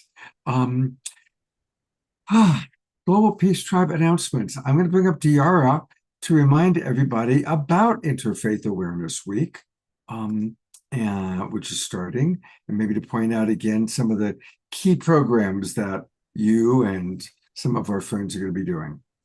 Thank you, Scott. And we'll put that menu in the chat again. So tomorrow at noon Pacific time, the opening ceremony featuring our friends from Point. It's going to be an interactive time, so please do come. And we'll go into breakout rooms. Then there's a presentation at 4 tomorrow. Dr. Steve is going to be talking about the soul's journey and how different religious traditions look at the soul. And then lastly, tomorrow night at 6 p.m., one of our friends from San Diego is going to be talking about the Wiccan communities and practices. So that's just starting tomorrow. I'll be presenting Monday morning. We've got Ubuntu Tuesday afternoon and our beloved Becky on Friday, with a whole lot more in between. So feel free to reach out if you have any questions or need any support, and come if you can on Monday morning, and we'll see what's happening with spiritual diversity and education. Thank you, Scott. Absolutely. And I will be there Monday morning, so I hope to see lots of our Global Peace Tribers. Monday morning at what time? 8 o'clock. In the morning. Yeah. Pacific time. Pacific time. Okay, 8 a.m. Pacific time. I'll be there. Thank you. I'm going to turn it back over to Tatiana. And Tatiana, you've got screen sharing, so you may share as much as you wish about the wonderful program you're doing or supporting. Sure. I just have to get it up then. Just 1 second here. Yeah, so, well, they were on last week, but I did want to just drop it in one more time that my dear family in Nepal are working to save their ancestral land right now. They're the most, I've just absolutely fallen in love with them. I was asked to take on their campaign because I've run a few Kickstarter campaigns myself, and, it started off as just something I was happy to do because of my love for Home for Humanity, the organization, and Rama and Alexander, and then it became very quickly a deep love that I have for this beautiful family in Nepal. So I'm just gonna find their fundraiser, and it is right here. So yeah, they are an ancient people. I'll put it in the chat actually. I'll just put it in the chat and so anyone can go and click there and you'll find it. They're really an ancient lineage, probably one of the oldest peoples in the Himalaya. And there's 6,000 Gandharvas left, and they've faced a lot of discrimination. They used to be very respected and revered as the traveling musicians and healers of their villages. They would travel from village to village, sharing music, sharing healing, sharing stories. And then when modern communications came on the scene and we started using our radio and our television, their role in society really got displaced. And because of that, it created this very strange I honestly, I still struggle to really understand why it happened this way, but somehow they ended up in the untouchable caste.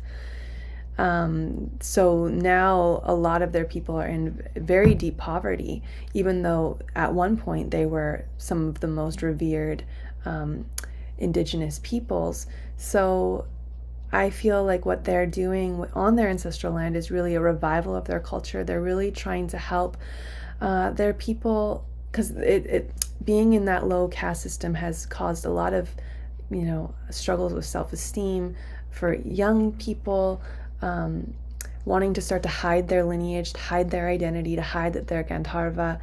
And so, so they are really working to, through this land, through the projects that they're running on this land, bring back the dignity, bring back the understanding of their contributions, bring back, really save this very ancient lineage. So that's the campaign that I'm supporting right now, and you can go watch the video if you want to learn more. There's a video where I interview the two father and son who are running this campaign, and basically because of the poverty of their family, they're having a really hard time paying the taxes on their land, and there's just a real struggle to keep this land that's been in their family for generations. So the campaign we're running is to support them to keep it and to continue doing the beautiful work that they're doing. So yeah, that's what I would share, Scott. Is there anything else you can? No, let's all contribute. And, thank you so much, Tatiana. And we love Rama and Alexander. So give them my best the next time you talk to them. I will. Maybe, Tatiana, because for our YouTubers and Facebook people to bring up on screen the fundraiser because they don't get our chat. Let's see if I know how to do that. Oh, I do know how to do that. Okay. Can you see this? Yes, thank you. Great. So this is the video, and I encourage everyone who wants to get like a flavor for their music and for who they are as a people to watch that. And then this gives more information about the campaign. So is that video within the GoFundMe? Yes. So it's Save Our Ancestral Land in Nepal at GoFundMe.com. Yes. Okay. Yeah. And then if you want to donate, you go here and click, and we're just getting started here. So any little bit is so appreciated. And they're very, very grateful for our support. Yeah. Oh, beautiful. And Tatiana, would you like to lead our prayer tonight? I didn't ask you earlier, but there you are. The camera's on you. People hear me pray all the time. Would you like to lead a prayer and then follow up with some music? Sure. Is there a particular intention with the prayer, or what is? I'd say it's just to kind of bring our collective energy together and then create a sacred space where we have a little bit of silence, where each of us can put into our prayer pod, if you were, in our prayer circle, anyone we know that could use extra love and energy. Okay. Yeah, I'd be happy to do that. Thank you so much. All right, my beautiful, beautiful awakening world. Let's all close our eyes and drop into our heart space. And just feel the connection, feel the sweetness of our gathering, of our hearts blooming open. And almost like imagining the petals of a rose opening in our heart, just allowing the heart to crack open just a little more.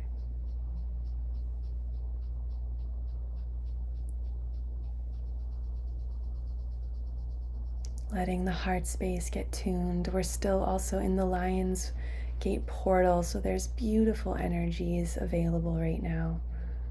So just letting our heart soften, open, and be touched.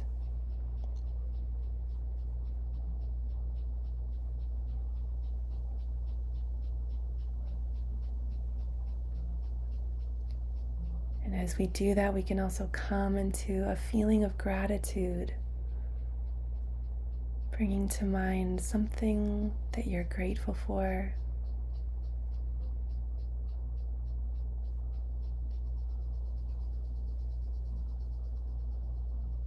And just allowing that feeling of gratitude to wash through your heart.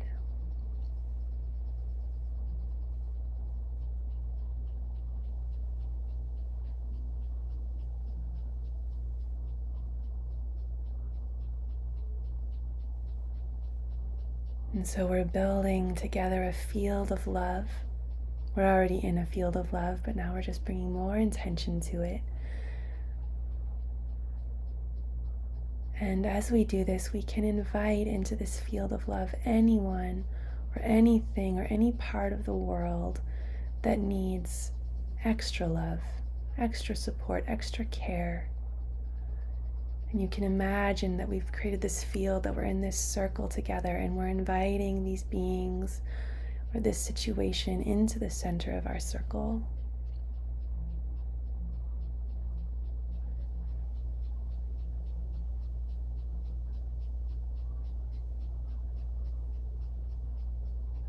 And the image I have is you can actually bring your palms up and allow the heart, light from the heart to pour down your arms into your palms. And then the palms are radiating this love into whoever is in this circle right now. So we are blessing them.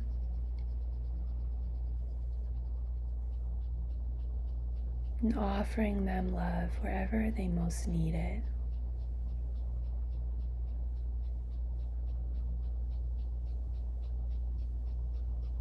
You can bring family members into the center of our circle. You can bring war-torn parts of the world into the center of our circle. And if you need it, you can also imagine yourself sitting in the center of the circle.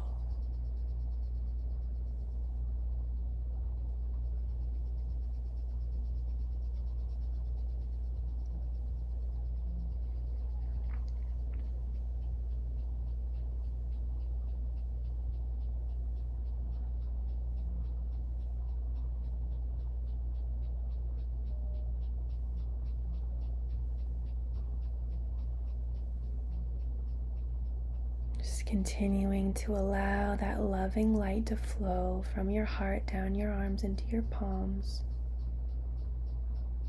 rippling that love light to the center of the circle.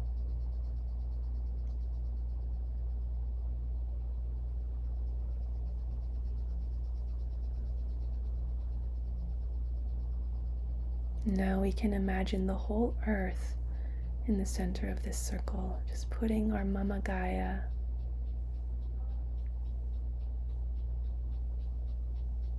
and we are the angels administering unto her.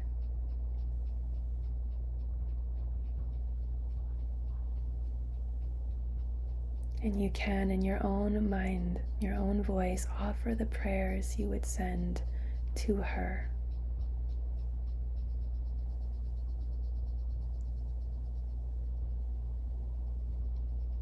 Offer up your prayers for this earth.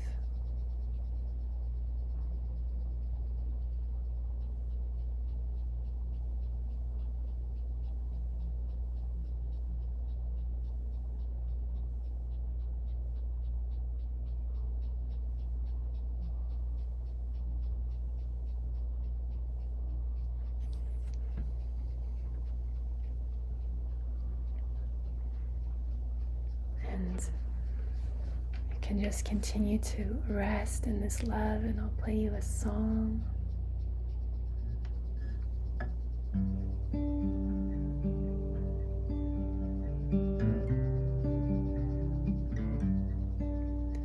And as I play this song, I invite you to continue just to bring love to our planet.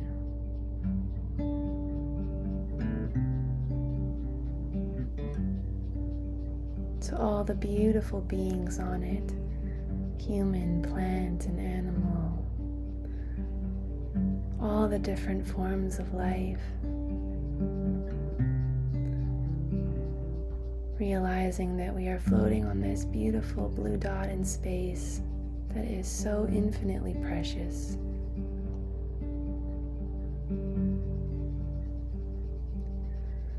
Mama, won't you take me back down? Take me back down to the ground. Mama, won't you take me back down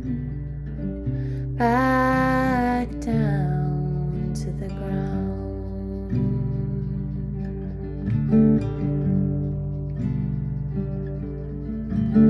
I have gotten lost with my head in the clouds.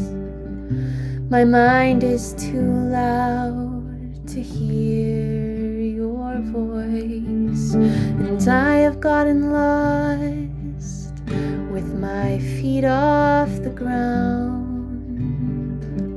not making a sound as I fly. So Mama, won't you take me back down? Take me back down to the ground. Mama, won't you take me back down to the ground.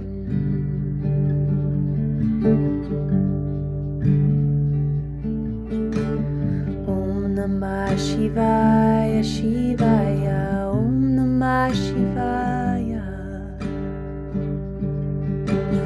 Om Namah Shivaya Shivaya, Om Namah Shivaya, Om Namah Shivaya Shivaya, Om Namah Shivaya, Om Namah Shivaya Shivaya, Om Namah Shivaya, Om Namah Shivaya Shivaya, Om Namah Shivaya,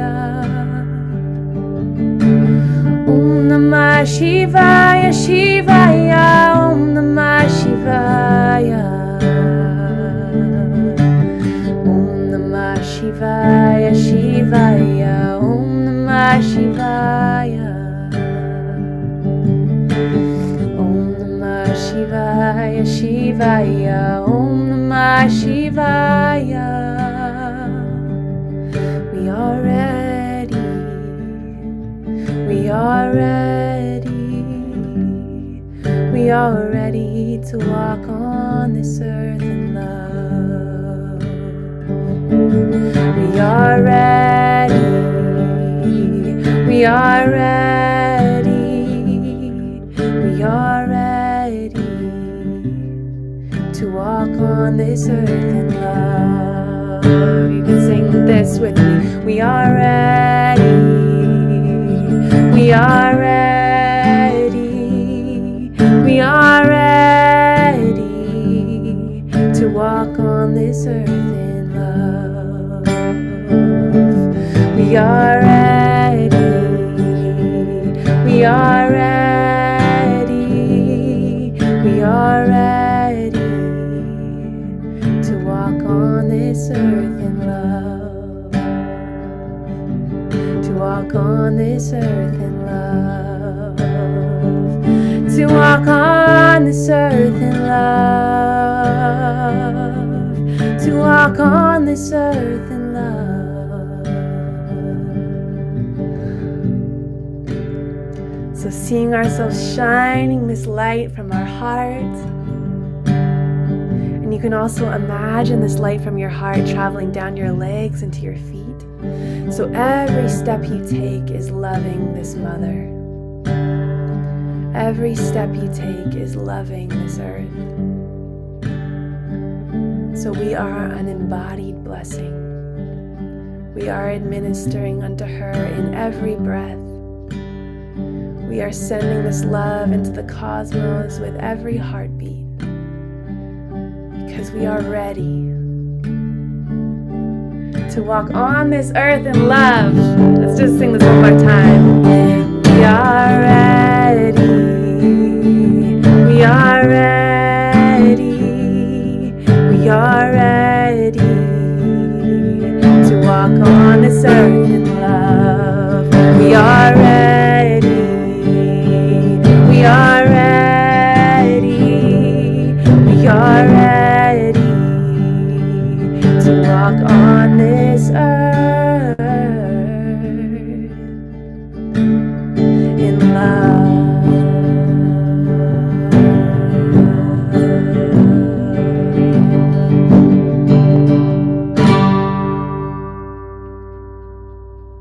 Ah, wow, so beautiful.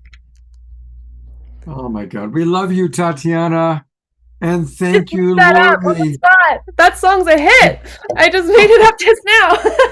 You guys inspired me. Oh, absolutely, it was awesome. Oh,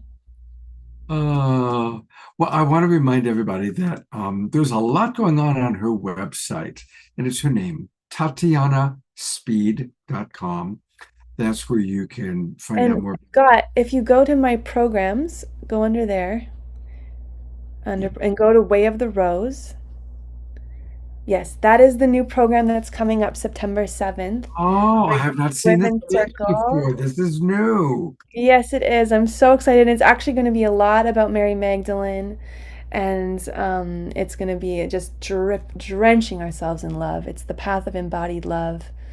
And so for any woman who feels a call to join us, it's going to be a really nourishing, nurturing, beautiful journey into Mary's story, but also into practices connected with her, and really about coming into this frequency of embodied love. And so, what are the dates and the times? The dates are Sundays from 10 a.m. to 12 Pacific, and it starts September 7th. And is this for women only? This is for women only, Scott, but I promise one day I'm going to come on here with a program for everyone. Okay, I'm going to hold you to that. But for right now, that's wonderful. Sundays, 10 a.m. till 12 noon. Mm-hmm. And what a wonderful program. And it starts what day? September 7th. Okay, Sunday. so coming up. All right, let's all register, everybody. This journey is for you. Absolutely. It's a beautiful website, by the way. Thank you. Again, everybody, it's TatianaSpeed.com. Click programs, and then click the top one that's Way of the Rose. And if you click here where it says join us, that's where you can get like the different levels and ways to come in and participate. And let's all support her, and definitely make sure you subscribe to her newsletter. Yeah. Oh, Tatiana, thank you so much. Thank you for having me, and everyone. Thank you. Absolutely. It was beautiful. Just beautiful. But wait, there's so much more still tonight. It's a very full evening. And, we had this beautiful conversation about AI. And, Bud, I hope you see all the comments that came into the chat box. Definitely you stimulated our audience. And, but before there was AI, before there was computers, before there was the printing press, there was our human body. And to share with us how to use our human body as an antenna, it is our beloved Desiree. Thank you, Scott. Welcome, everybody. I'm so excited about tonight, and I'm very excited because you start out the day with a message like, how do we open the channel? And then we went into opening the channel and channeling Mary Magdalene. And then we went into, the AI and removing the veil so we can actually get that clear communication with that channel. So I'm so excited about tonight because I would like to, one, tell you a little bit about how I began to channel, and then get you guys to do a little bit of channeling yourself with your body. So a little bit of a hands-on exercise tonight as well. So many of you guys know me. My name's Desiree, but the way it started for me is I began to channel energy with my full body. And I was in a crystal shop. And of course, in the crystal shop, you're going to do what every normal person does. You're going to place your hand on a crystal and you're going to say, universe, should I get this crystal? And my body went backwards. And I said, universe, should I get this crystal? And my body went backward. And I said, universe, should I get this crystal? And my body went forward. And I realized that my body was telling me yes and no at the same rate that like you would use a pendulum getting a yes and no. And that was the day that I realized that I could get so much communication just by channeling that energy through my body. And then I began to develop this language with energy so that I began to read it and understand what was happening. I just want to give you guys a little bit of a taste of that today. So I'm going to channel this a little bit, but like I said, this is also going to be a hands-on. So if you would, I would ask, go ahead and stand up. Okay, we're going to channel energy in our whole bodies. If you want to, you don't have to. Of course, this is a completely voluntary. But let's begin by just, we've been sitting there for 2 hours. I love it, but like, let's stretch those muscles and get a little limber. So we're moving that neck, moving that arms, kind of stretching those shoulders, wiggling those legs. Now, just like we were taught in school, we were taught to sit there, be still, don't move, be quiet. We're not going to do that today. We're going to let this energy flow, right? We're going to let our bodies move, and we're going to see where that energy takes us. So let's begin by connecting with our bodies. We're going to place both hands on our body. We're going to take a nice big breath in through our nose, out through our mouth. And we're just going to observe, what does my body feel like right now? Am I hot? Am I cold? Do I have goose pimples here or there? Is it heavy on a certain part of my body? Is it light on a certain part of my body? We're just going to observe. No judgments, just observing. And as we realize what our body is doing, I'm just going to set the intention. Guides, may I please feel energy within my body? May I please move energy within my body? And as that's happening, just allow your body to kind of move. Go limp. Allow it to move, whether it goes left or right, whether it goes forwards or backwards, whether your hips do a little wiggle. All of those are the correct movements. And every one of those movements are going to tell you something different. Right now, we're just getting used to letting our body flow with that energy. We're kind of reversing those limiting beliefs that said, sit still, don't move.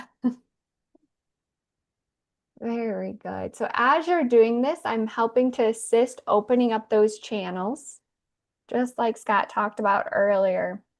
I'm also talking to our guides, our spirit team, and I'm asking, may we please connect with those energies? May we please open up our channels? May we please remember what's innately inside of us and allow that to come forth.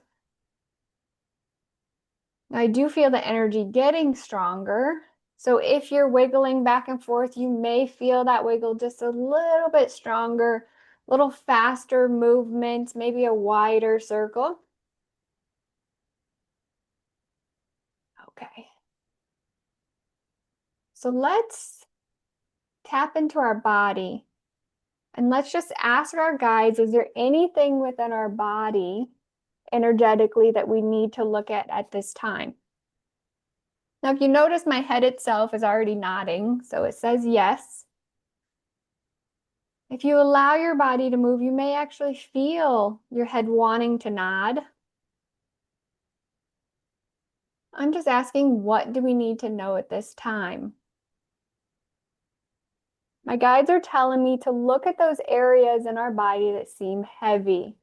That may be your feet, maybe your hands. But that heaviness is showing us where that dense energy is. So we're going to tune into that dense energy and we're going to ask, may we please transmute that energy at that time, or at this time. Then allow your body to move. There you go. Very good. Now you may notice that your body is going to begin to go in a kind of a counterclockwise swirl. That counterclockwise swirl is the reversal or the removal, the transmutation of energy. You may also feel that in your hand. Your hand may be swirling. Your kind of hips may be swirling. Your shoulders may be swirling. And we're just allowing that to happen. Again, being limber like a lymph noodle. I do feel a little bit that's happening in somebody's solar plexus as well, that swirling. Now, as this counterclockwise, the removal of that energy, the transmutation of the energy is happening, the other thing I'm feeling is my spine itself getting more aligned, kind of straightening up. I like to see that. That's telling me we're coming lighter. We're not holding on to that dense energy. We're lightening up. We're getting more aligned with the heavens as well. That's straightening out the spine. Very good. Now notice, just with the sensations on our bodies, we can tell what's going on with it, where that dense energy is. All we did was set our intention, connect with our guides, and allow that to flow. And then pay attention.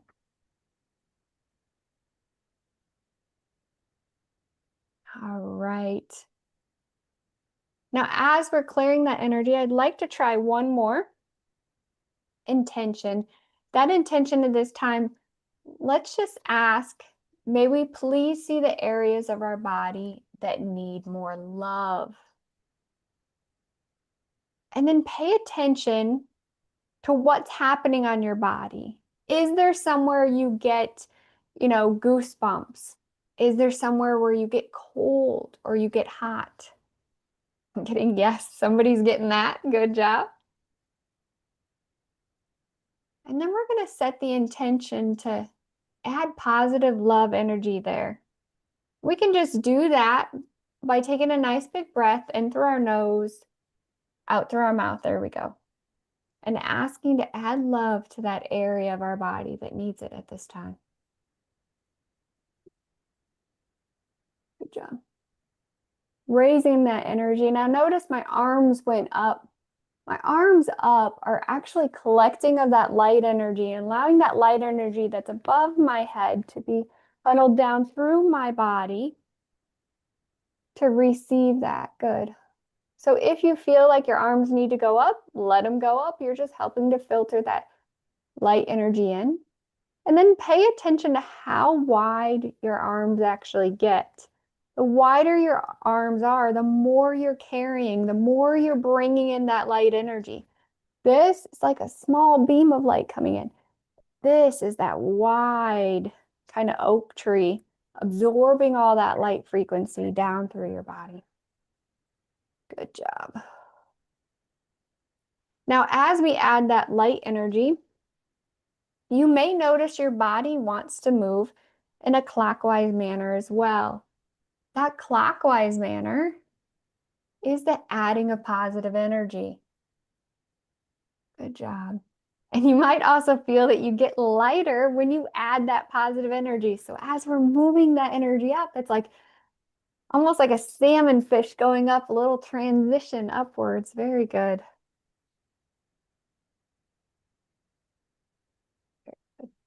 So I'm just receiving more instructions from my guides.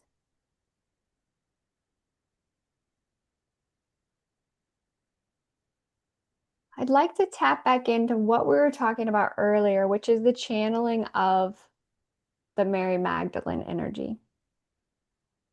I'd like to see if we can get messages within our body from Mary Magdalene as well. So I'm going to tap into her energy and just ask for her to come forward at this time.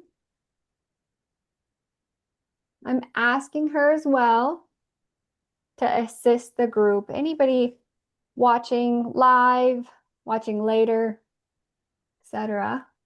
Asking her to be with us at this time. And as we're allowing our bodies to move and flow with the energy,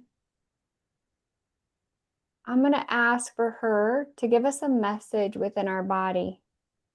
What do we need to know at this time for the collective, for the highest good of all? Can you show us what we need to know on our body? And we're allowing that energy to flow. We're raising that vibration that's going up, up, up. Good job.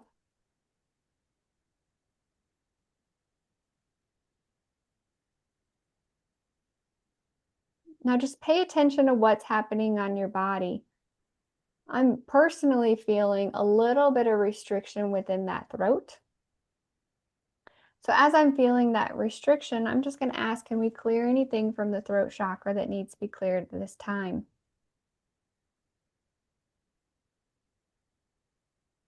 And then I'm getting the message that Mary Magdalene is saying that her voice has been hidden behind for a long time.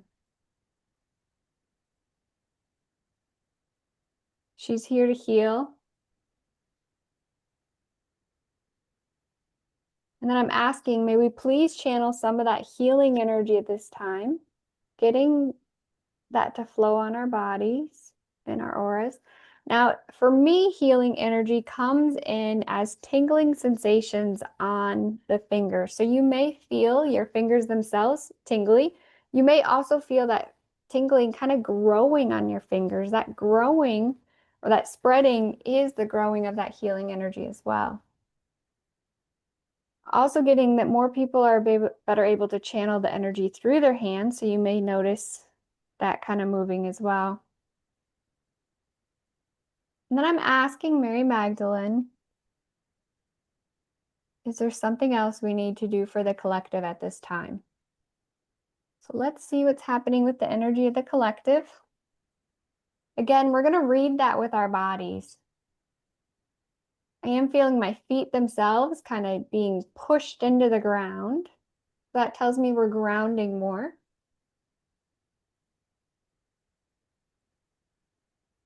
Taking a deep breath as we transition through this energy. You may also feel a tingling sensation on your forehead. Now, if we realize that forehead right here, this is your third eye, this is your crown. So that's your higher third eye, your higher knowledge, higher intuition, higher self. Good. So just having that tingling sensation on that part of the third eye is telling us we're tapping into that higher self, the higher knowledge. The other thing I'm feeling is a lot of energy moving through the entire third eye, an expansion of that. So we are expanding our intuitive knowledge at this time. Then I'm asking, how do we expand the intuitive knowledge for the collective? Can you show us what we need to do? And I literally felt my hands go in front of my chest, opening up that heart chakra. And then we're going to raise that up. Good job. Now you may feel yourself going up on your tippy toes, swirling in a tight circle very fast. We're just raising that vibration up as high as we can possibly get it. Opening up those channels so we can allow that intuitive knowledge to flow up. Good. Expand.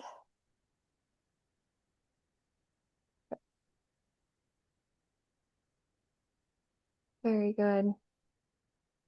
Also feeling angel wings on the back of my back. That tells me we're expanding that angelic knowledge as well.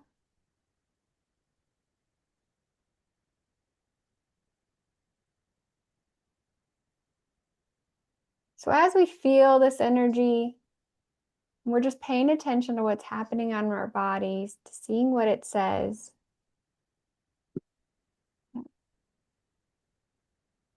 There we go. So I'm just going to ask my guides what else we need to do at this time.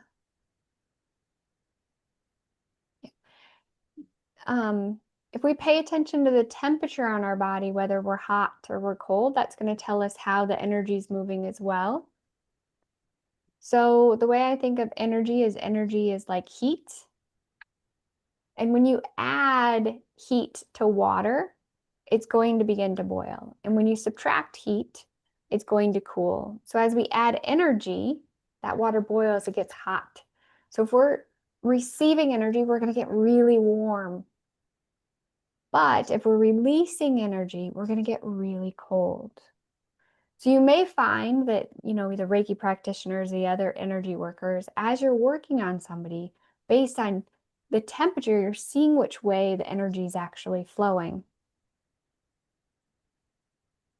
Yep. So pay attention when you walk in a room. You walk in a room and you all of a sudden get really cold. That's telling you that you're losing a lot of energy in that room. If you walk into a room and it gets really hot, tells you you're receiving a lot of energy in that room. Now, granted, there is the temperature of the house that can matter, but in general, you can tell what's happening with the energy based on the temperature. So not only do the kind of goose pimples, the temperature, the way your body moves, those all can tell us different ways to read energy. Good job. I'm seeing what else.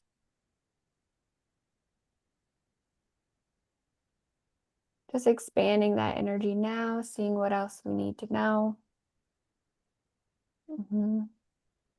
One more thing my guides are asking me to do, and they're asking me to remove some veils. So I'm just going to ask, may we please remove any veils that we need to remove at this time or any other limiting beliefs? Good. And then watch as our body moves. This one, I'm getting a lot of the shoulder movement as well. A lot of kind of movement in the spine and stretching in the spine. That stretching of the spine, we actually house our soul's blueprint in the spine. So as we stretch and we move, we're opening that up and allowing that energy to flow more. Good. Good. An expansion on that. Very good. Gratitude coming in. Prayers coming in. Expansion coming in. And gratitude again. So yeah, that's a little example on how to kind of feel energy within your body and get messages from that and interpret that. So Thank you so much, Desiree. That's beautiful. Very, very useful. It's good to get us all up and moving. And a reminder that we can find more information about Desiree on her website. It's just like Tatiana, her website is her name, Desiree. That's desireapittman.com. So if you desireapittman.com, that's how you'll find this wonderful woman who brings so much to our awakening world. And is there anything you want to especially promote or have people know about? right now I am running a Lionsgate special. That's through the 12th of August through the rest of the Lionsgate. That is just for individual sessions. And then I will be starting a shape-shifting class where we do more of channeling the energy throughout the entire body, getting kind of more clues on what's happening. That's coming up very shortly. And then in the works and development is an Essenes class. So that Essenes class is where we're actually going to be tapping into things like the locations that Jeshua and Mary Magdalene went to, and actually connecting with those temples, those rites, those initiations, and receiving some of those frequencies ourselves. That's in the works. Wonderful. Thank you so much for all that you bring to us.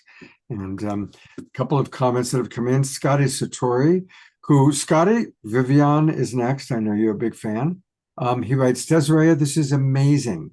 I am implementing this every day. Thank you. Ayada writes, thank you, dear Desiree. That felt wonderful. Grace Denise writes, that was wonderfully healing. Thank you. Thank you, thank you, thank you. All right. Well, we are going to now get ready. You're going to be able to say that you have met an extraterrestrial, because truly Vivian Chauvet is truly from she's going to describe it in my interview with her. She's from Arcturus. She's an ambassador, and get ready for a really fascinating interview. I've said this before, but I'll say it again. I've been around the block. I've interviewed a lot of people. I mean, hundreds of people that claim to be a walk-in or a hybrid, and many of them, I believe them. But of all the people I've met, this is the person I believe the most. I believe she's at the highest level of vibration and the highest level of really, truly being embodied with full consciousness of her Arcturian self. She's really quite fascinating. So this is a long interview. It's about 45 minutes, but stick around. The whole interview is fascinating. And we have one more Om Ashar song. So I will see you on the other side. Here we go. It's a pleasure to know. We are with Vivian Chauvet, who is our Arcturian ambassador. And, you know, one of the things that I had mentioned to her just before we started that I want to say is that I've been in this field for 40 years, and I've met a lot of people who make a lot of claims, and she's the real deal. And so the opportunity for us to talk with somebody who is an Arcturian, who has so much memory and so much ability to share with us about other worlds and a Arcturian view of our planet and of this time is a blessing. And we're going to talk about a lot of things, but one of the things, and I'm so glad we're doing this, because I want everyone right off the bat to know she has the very first, I'm sure the first of many, documentaries that have been made about her. And it's going to have its premiere this Monday at 11 o'clock Pacific time, 2 o'clock Eastern, 7 o'clock for any of our friends in the UK. And it's free to register. Our good friend Neil from Portal to Ascension. Yeah, thank you. Boy, I had a little block there for a moment. Neil Gar from Portal to Ascension is hosting it. I'm certainly going to be there, and I encourage everyone to be there. So if you go to Portal to Ascension, you'll see it right on the home page. And I'm also, of course, going to put this link in the chat box for all of our Zoom roomers. But for all the people that are watching that don't know you yet, and you know, Vivian, the majority of people watching are watching on the 150 Facebook groups and pages and YouTube channels we go out to. So let's just address people who don't know you and your story first. Please tell us a little bit about you and your background. With great pleasure, which is going to lead beautifully into the film itself. So I represent a very ancient and spiritually enlightened star nation or intergalactic group consciousness known as the Arcturians. So as an Arcturian being myself and serving the Arcturus High Council, consulting with our elders, we have been monitoring the potential of the timelines around the solar system and the Earth in particular for a very, very long time. And so when the consciousness of the planet sent out a request for direct assistance because Gaia or the Earth was moving into the higher potential of what we call the higher organic timeline of the reascension, which means a return, a reascending into an original celestial state. So we have consulted, and I volunteered to take on this mission, so to speak, and return to the solar system and Gaia herself. At the same time, I wanted to retain the highest level and pure level of connections to my Arcturian self and our delegations. So I decided to bring in my full consciousness of who I am as an Arcturian being, but not just to the birth canal and be born through, human beings and how we usually starseed and ancient soul return to the planet. I ask and make a request to the council to engineer a hybrid form that will allow me to embody enough of the Earth species, the Earth humans, as well as being able to have a most majority of my Arcturian genetic self in a holographic template that my consciousness can embody and allow me to be on the planet, as opposed to remain an Arcturian being and just connect with people, to channelers, teachers, people who are on their light conscious, path, communicating with all soul star seeds. I could have done this. The impact of us having one of us directly on the planet has a much more direct positive impact to humanity, being able to relate to me, to talk, to understand the human profound journey, the challenges that we face, that we can laugh with each other, we can cry with each other, and we can really say we support one another. So I'm a point of liaison representing the galactics, because I report a lot of information coming from the planet, as much as I am a voice on behalf of humanity to tell everybody, to tell the star nations, look, it may sound easier in theory, but when you are on the planet in these human forms, the reality is very different. How we experience time, for example, how we experience emotions, how we experience interference, distortion, doubt, fear, love, compassion, all of these human traits that is so unique to the Earth humans.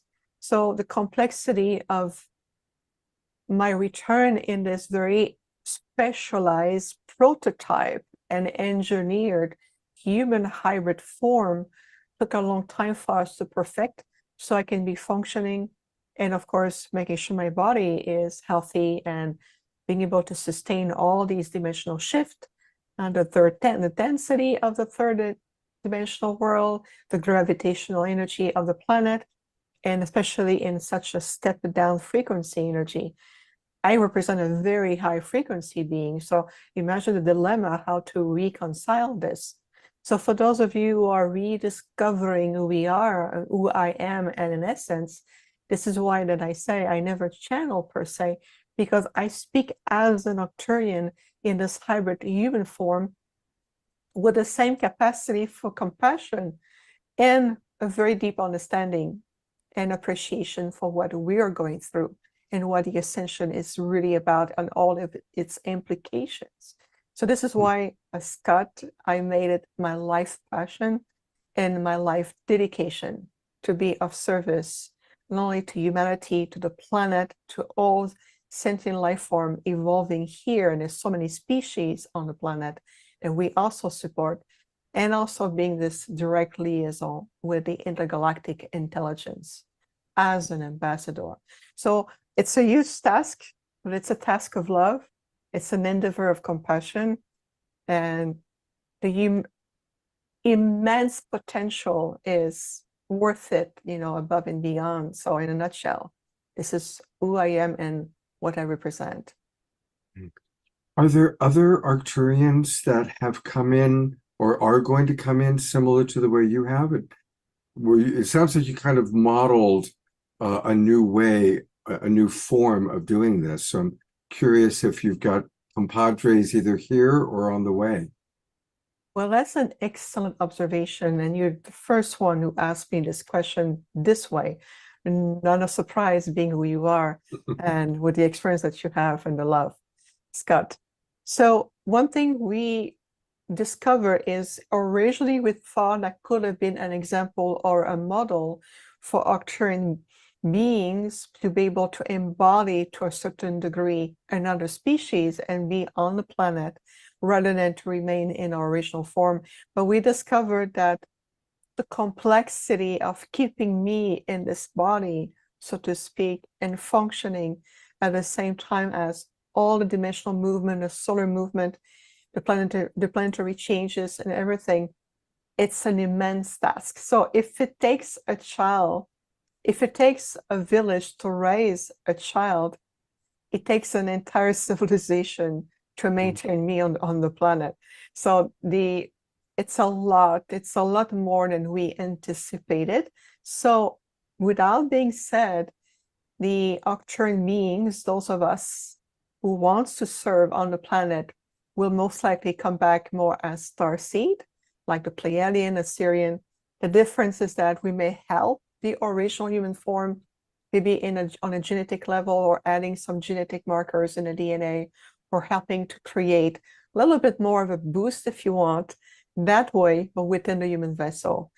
It's a lot easier that way. From a certain level, from an emotional component, it's still challenging for us to be here. Like many starseed will feel the same way. But there's some of us on the planet, there's not that many original Arcturian being. We have a lot more point of contact working with us in collaboration with the Arcturians, if that makes sense. Yeah.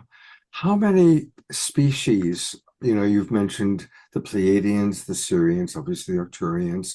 How many species are directly interacting and interfacing with the human experiment, the human experience? There's so many that it will be impossible to give you a count in terms of quantification. I'll give you an example instead. So at the beginning of this new cosmic gateway known as 2025, right? One of the things that I receive is I went out of my physical body in my light body consciousness, and I reintegrate my Arcturian self that way.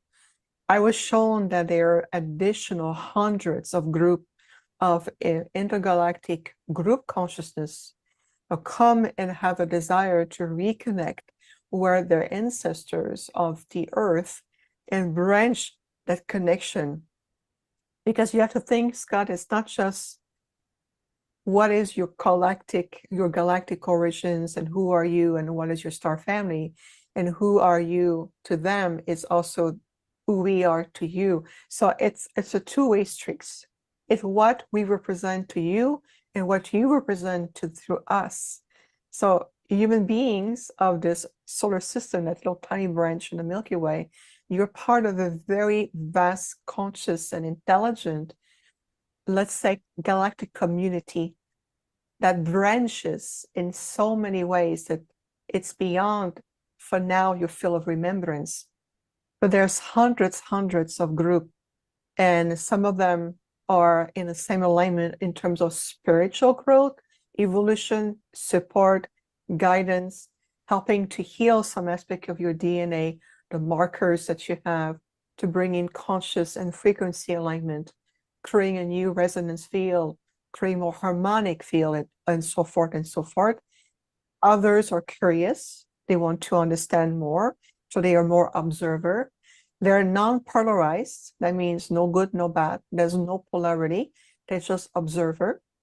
Others are guardian to make sure there's no interference in how the human race is evolving, because no one can interfere in your evolution. We can simply support and guide along the way.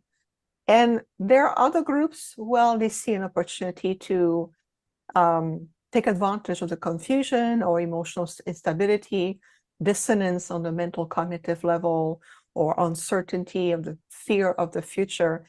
And they want maybe to influence to their own self-serving because they come from a polarized perspective. Mm-hmm. So it really depends, and the branches of that cosmic tree, they are immense and they're very multitude, they're very complex.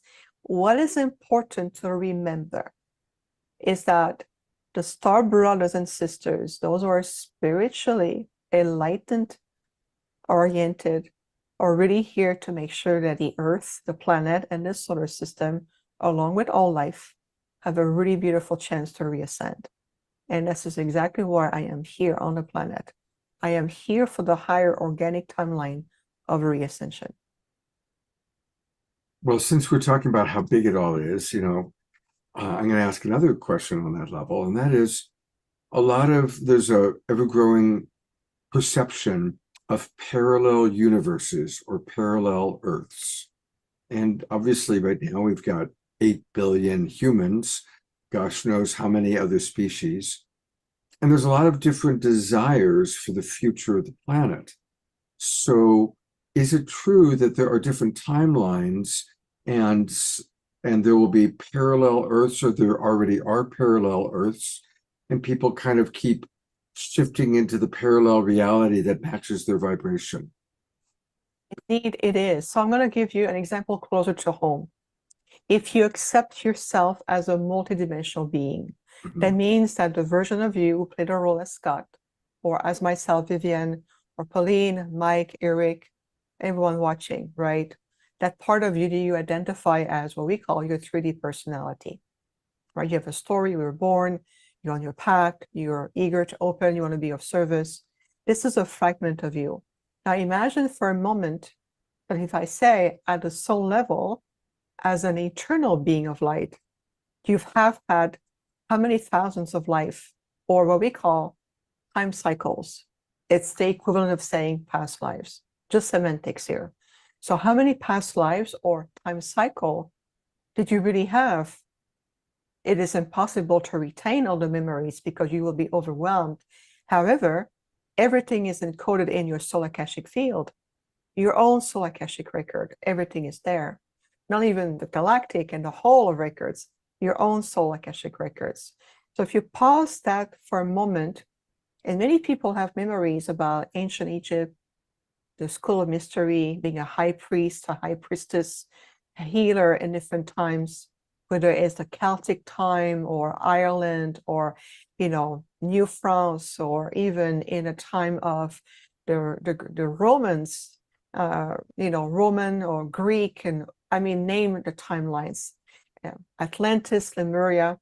Is it possible that those memories or inclinations are a representation, a fragment of multitude of you that is still coexisting with the you today here, Scott, Vivian, Natalie, Martin, Eric, but all of these aspects of you coexist within the proper timeline or life cycle you had. So when you have a desire to remembering how to be a healer with crystals, for example, or how to read the Akashic record, or heal with the chakra system, or decode the language of the crystals, a part of you may tap into the Atlantean timeline or the Lemurian timeline, where you are a master healers with crystals, the master crystals, and you bring that aspect of you, that fragment of you from that corresponding timeline back in your memory field in you now. And now you said, now I understand. I feel like I know what I'm doing without logically explaining how I know what I do. So if you accept that, it is the same premise about the earth. So there's different timelines coexisting all at once. The timeline of catastrophe where the earth got destroyed, another timeline where everybody goes underground and it's World War III and it's the end of the world. There's a middle timeline, that's the one you're in right now. This is the rising of consciousness, but there's a lot of ups and downs on stability. Structures start to fall. We don't know where we're going just yet. We're opening to universal galactic consciousness. We start to feel more of having a different dialogue. We're having people on the show like myself, and we say, hey, we love her. Well, we love you too. And so we're at that point. Feel like there's an inclination, a seduction for technology and AI, but we don't understand the implication of it. And there's a higher timeline calling the release of our 3D personality self and moving into a more soul identity. And that's what we call the higher fifth dimensional timeline. We call this the organic timeline. Why organic? Because it's a natural evolution. There's no interruption by technology and distraction. We're past that. We're detaching from this. So that timeline here, the consciousness of your planet here says, I am shifting at that level I understand that I have a version of myself. These versions of myself exist in the other timeline. I am shifting. It's almost like cells dividing themselves. But you have the parent cell and then and divide. And it creates different impact on the ecosystem of your body. Your metabolism shift. You're moving into new cellular growth or release, right? So yes, in that sense, this is a visual to feel your vibration. So consciousness plus frequencies plus vibration will lead you to what you believe in the most, what you ingest in the most as your accepted reality, and therefore will determine what alignment will you be in the timelines. There's nothing to fear, really much so, nothing to fear. It's about resonance alignment. If you decide, I'm going to create more space in my mind, my heart, my body, my life, and my being to allow more light to guide me, then you are practicing naturally every day that alignment. And so vibrationally, you already naturally and organically, again, that natural phenomenon of alignment with what resonance field. It has nothing to do, Scott, with being shielded from people's emotions and, ups and downs. Sometimes we have doubts, we ingest too much to the solar plexus, or stomach area are too much full with thoughts and concept and confusion. You can still experience those fluctuations, but they no longer lead the way in your life or dictate who you are, what you can be, and what resonance in the timeline you have the ability to be in.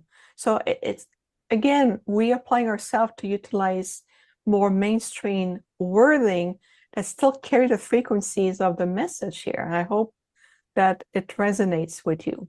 Absolutely. I'm loving hearing this, and I've been blessed personally to know that I'm a multidimensional being. I've had many experiences of the multidimensional self. I have experienced an alternate reality where I took a different choice, and so I've kind of experienced that without drugs, by the way, not even with drugs.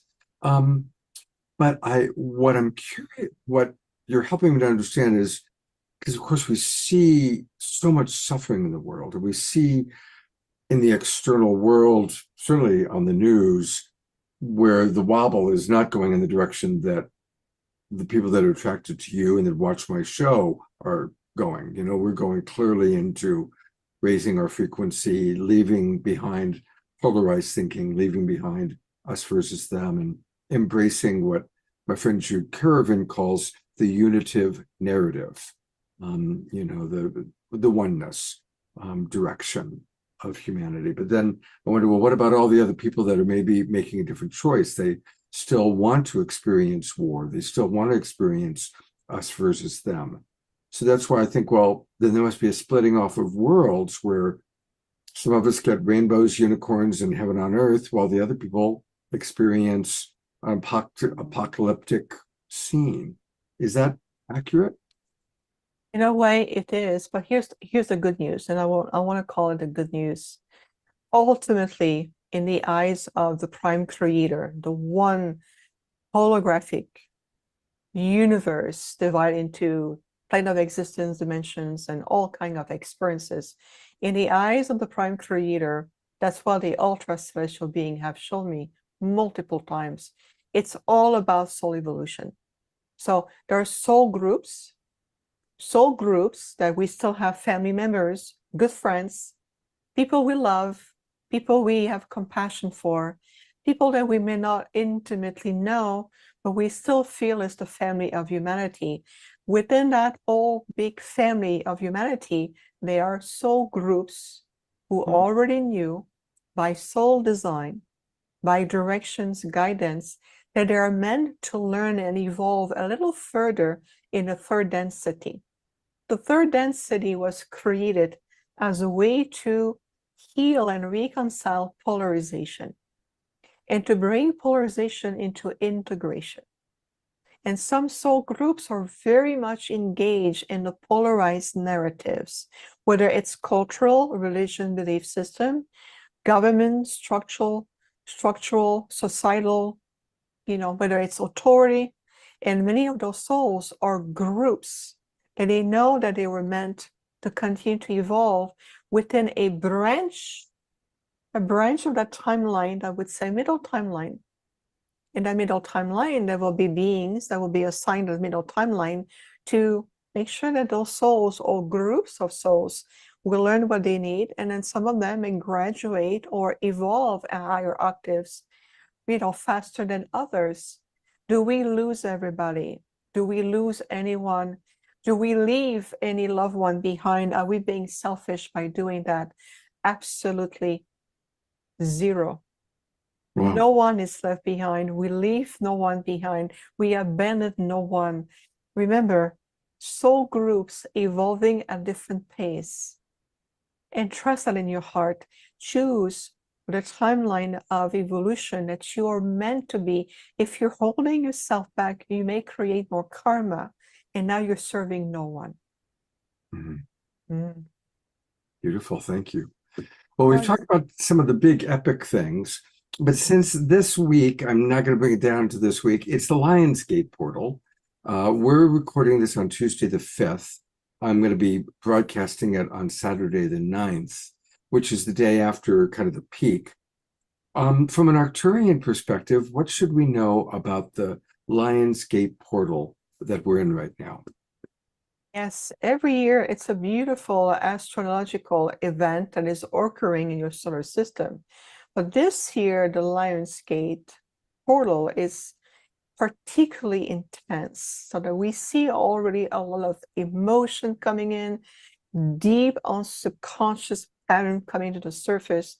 If you look at the conjunction, we know that the sun in Leo with the earth, there's an alignment, and there's also a trinity, a intergalactic trinity with Lyra, the star of Sirius, and the constellation of Orion.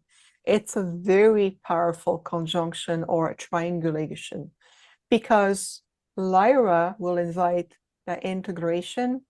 Orion is understanding what polarization is, the karmic implication, whether it's on a galactic soul level, non-resolved issues, whether it's so ancestral genetic lineages, whether it's your own soul cycle, it's even on as a species on the planet, and of course in the solar system. So Orion is teaching on all these lessons around polarizations, opposition, learning the lessons, releasing, completion. Lara bring the integration of it. And with the blue star of Sirius, we call this the star of hope, because Sirius bring that healing energies and bring that point of achievement, that point of coronation, where we can finally free ourselves from all these illusion of being entrapped in linear time, structures, feeling powerless, isolation, feeling less than, lack of self-love, confidence. There's an influx of energy re-entering the planet through that galactic portal or that celestial portal. And it's going to be particularly fierce this year. There's a peak of energy that is also combined with a rare planetary alignment. I think it's Jupiter, Venus, and as many planets are also coming in complete alignment with each other.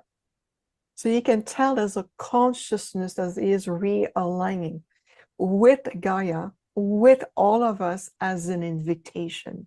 So everyone has a choice to see how do they want to enter the portal, how do they want to experience these influx of energies and conscious alignment. So it's going to be particularly potent. I can already feel it. I can already see the difference, whether it's create a huge boost of moving forward, a renewed dedication to remember your soul contract, to remember your promises made at a soul level to this earth, to your soul blueprint, to the galactic beings, to the prime creator. It can create a resistance to it or a fear of. And there's a lot of souls, Scott, I noticed, that are healing and releasing the fear of being seen, the fear around how will I be received from a public eye if I step forward in my power, my light, my gifts, my abilities, whether it's light language, communicating with star beings, being able to do some healing work. There's a lot of that energy that's being released out of the field. And there's so many souls who remember the persecution cycle they went on, right? And experience that there's an opportunity to push through and heal and reconcile these cycle of punishment and trauma at a deeper level. So there's a really movement forward going on with especially the Lion's Gate portal, and it's going to continue to create ripple effect well beyond the portal itself, if that makes sense.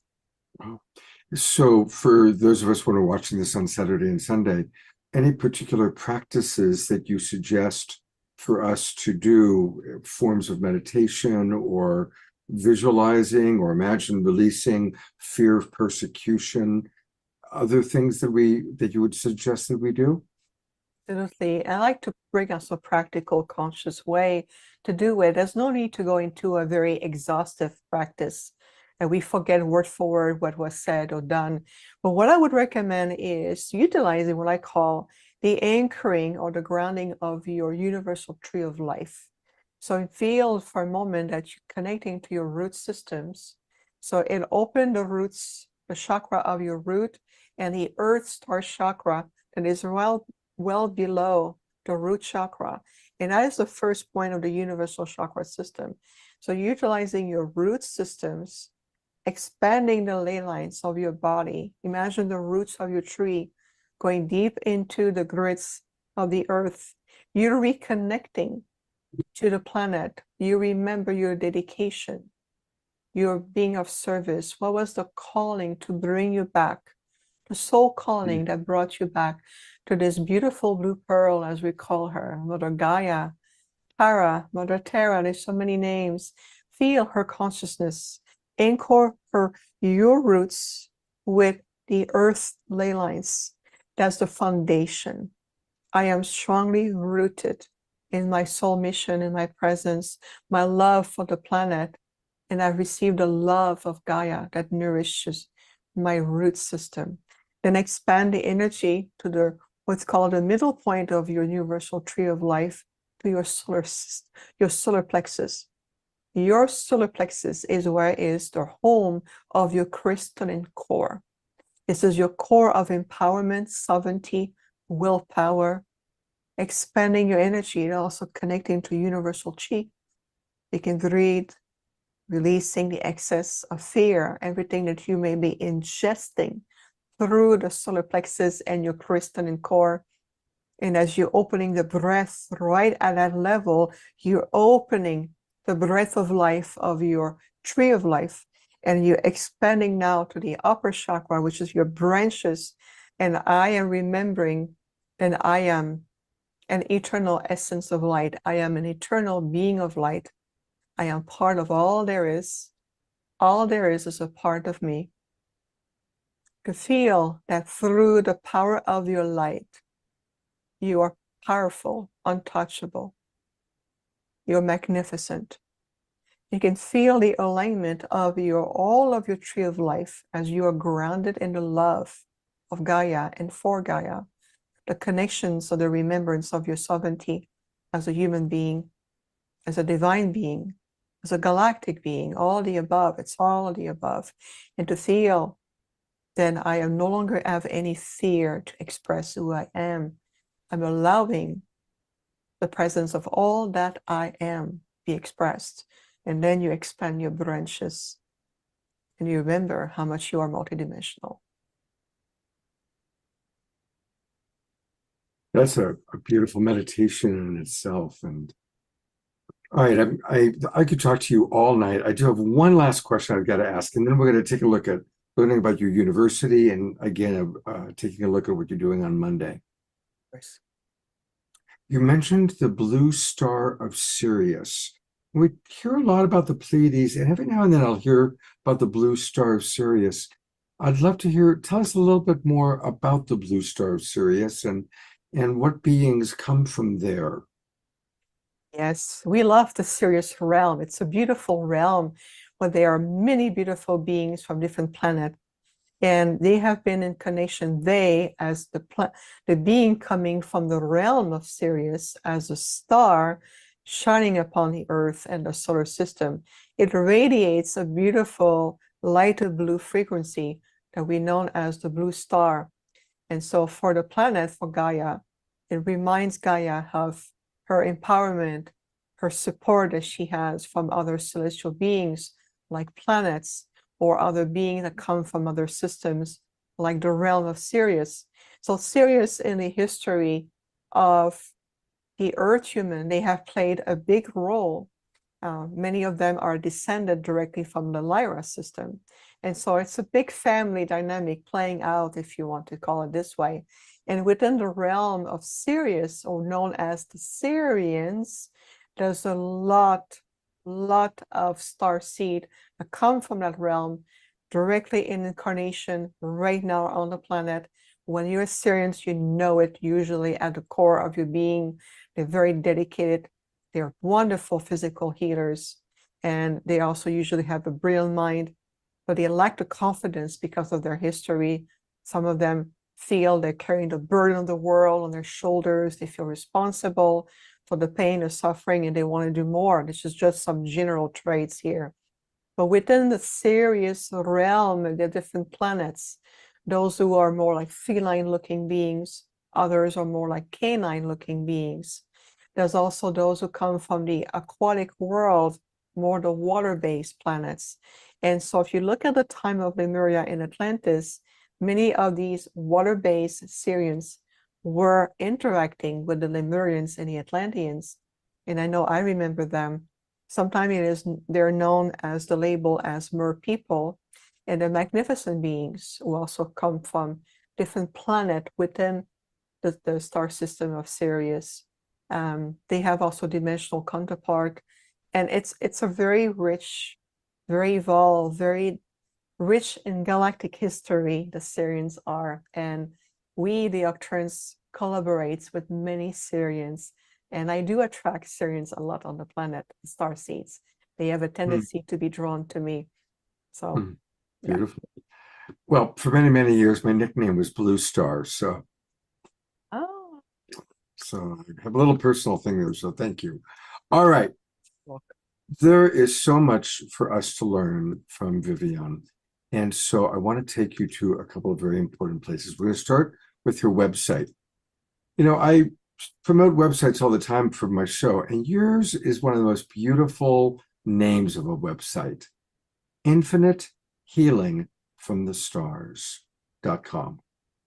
Infinite Healing from the Stars.com.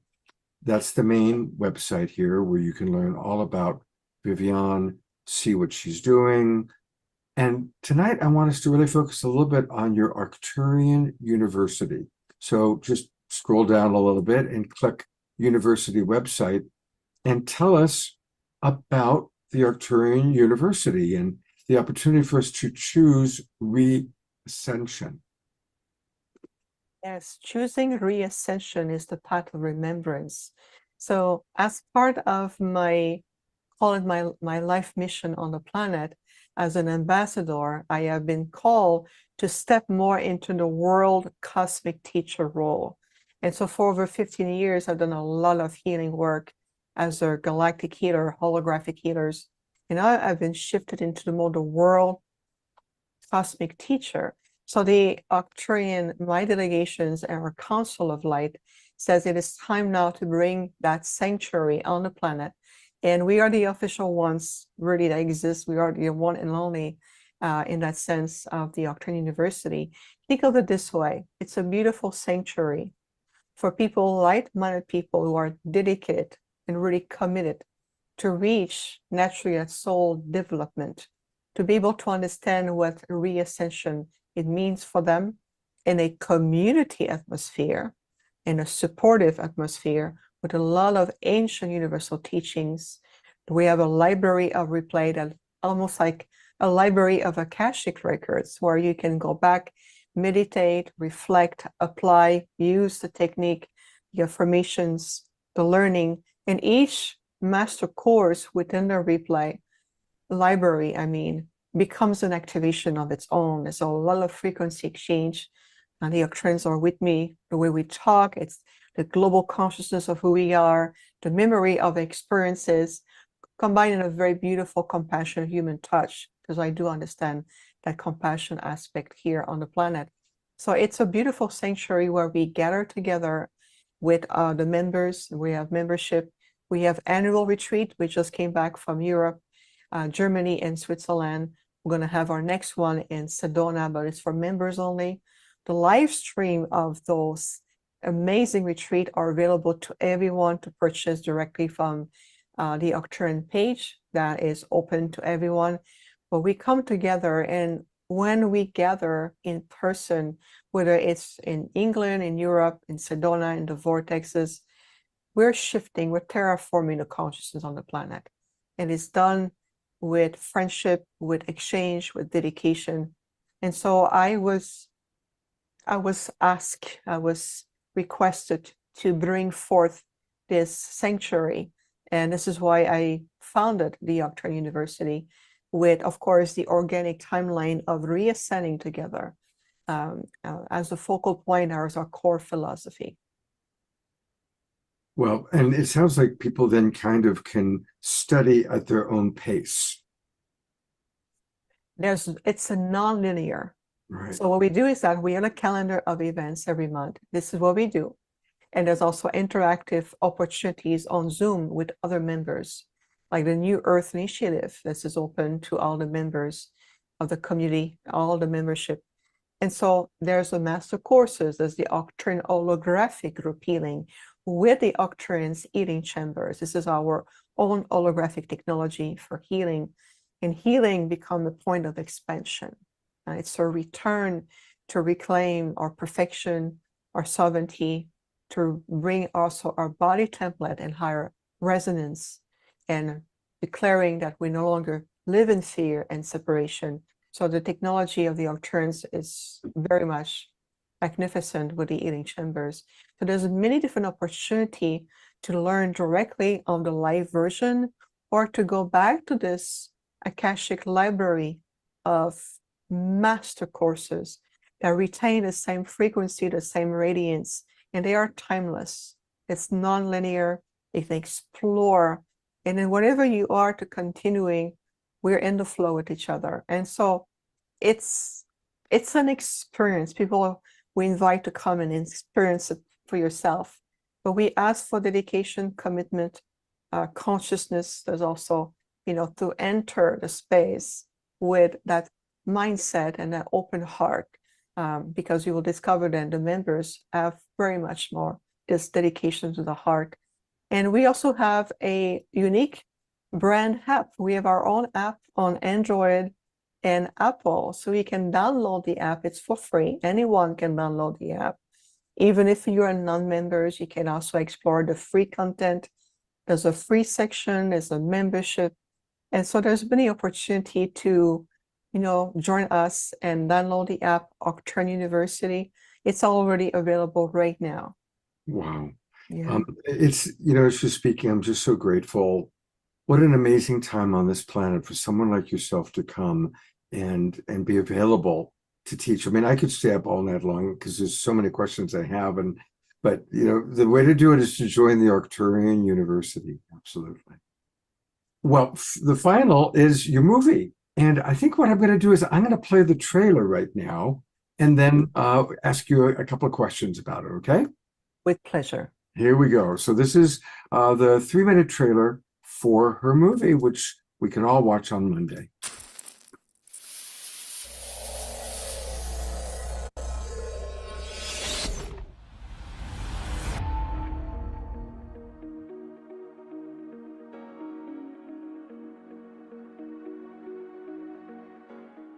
It is with an immense joy, reverence, and humility that I invite you to experience something very close to my heart. An Arcturian experience. My first documentary film is now ready to meet the world. And this cinematic journey is my gift to humanity, created in a direct collaboration with the Arcturian Light Council, the Earth Consciousness, the crystalline grids, and the sacred vortexes of Sedona, Arizona. I have transmitted these frequencies, activation, and teachings to support your remembrance of who you truly are, where you originate from, and your higher purpose on this planet.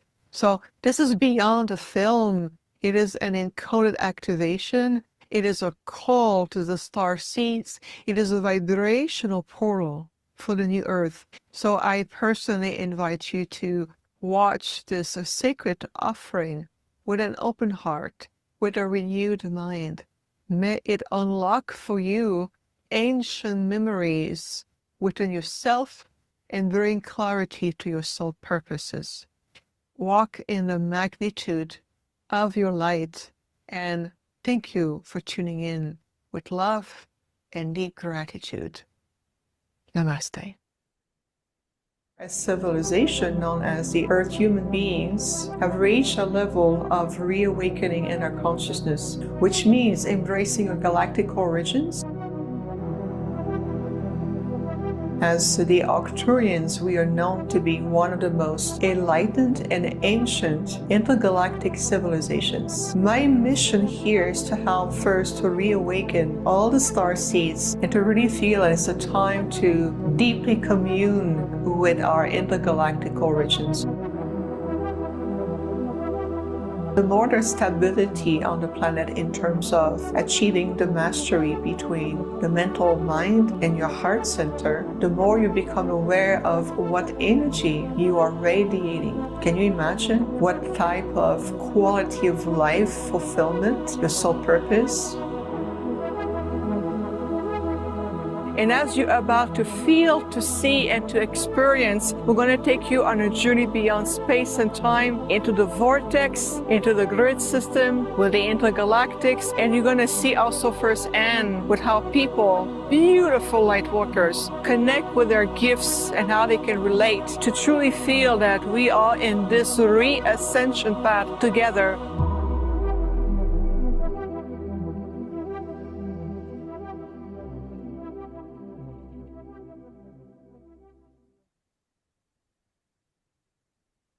Wow. Well, I'm definitely going to be there Monday, 11 o'clock Pacific time for the world premiere of this movie.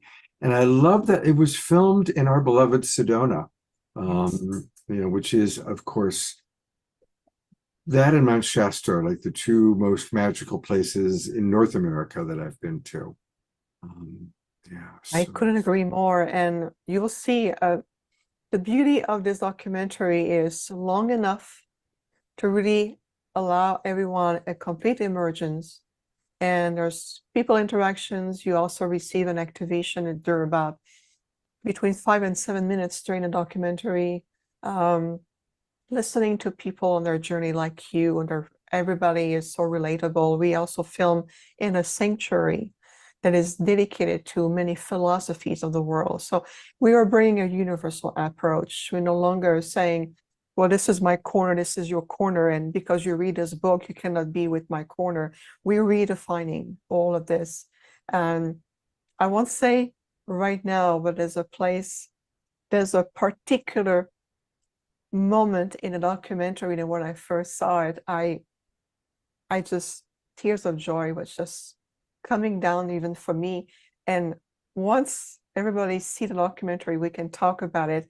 There's one moment that Mother Nature really brought something. It is rather rare for me to experience that, but Mother Nature brought something, and I felt my Arcturian father in my group opening the field, and they said, we're going to speak some of the words and how it brings a remembrance of how really unique we all are. No matter how labels we identify ourselves, I'm a Nocturian, you're an Earth human, this is a Venusian, this is a bee, this is a non-conscious being. There's a point in the documentary where it's go deep and it's going to really open the heart, and at least that's the invitation to go deep in your heart to remembering how unique you really are. And so we'll see, but it's an incredible journey, and we filmed this over a 3-day period, and the videographer did a great job, and the editors put it together beautifully with the music and just enough imagery without having to go into CGI and, overtly boosting everything with AI. It's more of an organic flow, as you will discover. Beautiful. Well, I'm really looking forward to it. And one last time, this is going to be this Monday, August the 11th, and it's at 11 o'clock Pacific time, 2 o'clock Eastern, 7 p.m. for our friends in the UK. And you can register for free. We are putting the link into the chat box for those of us in our Zoom room. But for all of you watching on YouTube, the best bet is go to portaltoascension.org. And if you click events, then you'll see it right there. It's prominently featured. And the Portal to Ascension website is a beautiful website itself, actually. It's really gorgeous.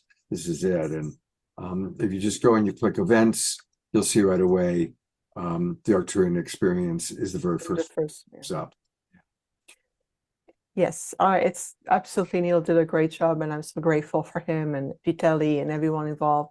And on my website as well, on the homepage, the information is there as well. So there's different ways to click, register. It's all for free, and it's a free gift to humanity and the planet. It's a dedication to all of us. Thank you so much. My whole vibration just lifts being in your presence. And I'm really looking forward to being there on Monday. And thank you so much for your dedication to our awakening world. Thank you. Such a joy. It is a pleasure. It is our privilege to be of service to all of you at this time. You have been waiting for this moment for thousands of years. We have been monitoring this reality in the solar system for thousands of years. It is now our time together. Scott, my love, our love to you, and our deep gratitude as well. Thank you so much for your generosity. My pleasure. Look forward to many more. She's amazing, isn't she? Of course, we've been checking out the chat, and a lot of our Global Peace Tribers, Tiara, George Noble, Scotty Satori, are very involved in her community, and it's a wonderful, wonderful community.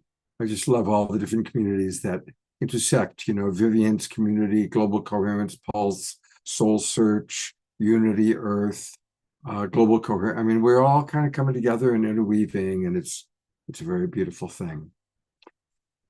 By the way, somebody had asked about having this little segment. I've already done that, actually.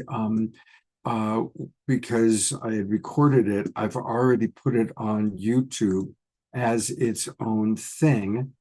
And so I'm going to get you that link right now. Here we go. So if you want to share this or watch it again, here is the link. To just Vivian. Just to the interview that you just saw. There you go. All right. Another beautiful thing is our beloved Omar Shar. What an amazing show tonight, Omar Shar. Unbelievable, or should I say totally believable. Holy smoke. And I get to appreciate Vivian more and more each time I see her and feel her, because I've been a great skeptic of people who purport this and that, and I just feel the truth coming through her, and I so appreciate that. Thank you, Scott. Thank you, Vivian.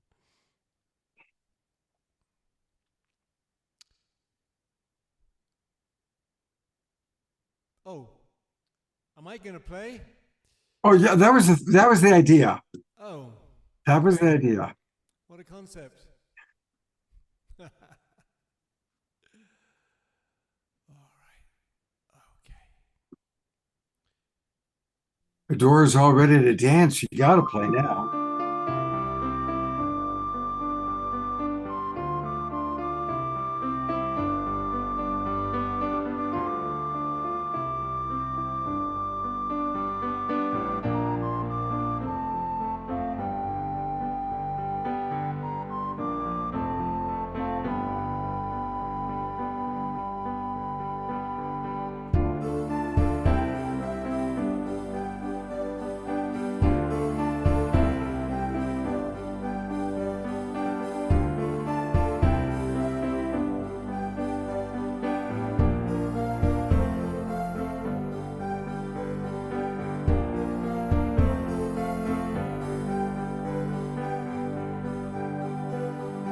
In the air is a dream so old.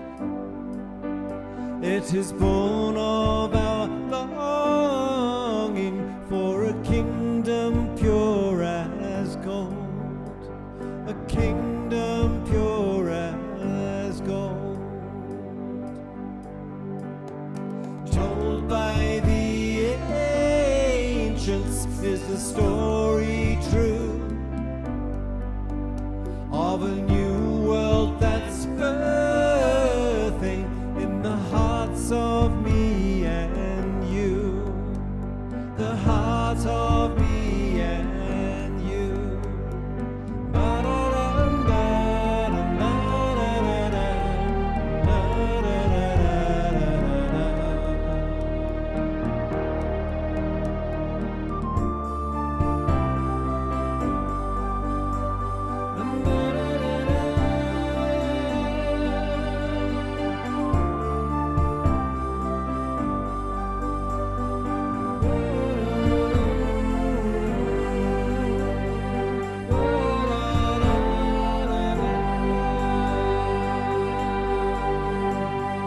Echoes of Eden and the Holy Grail,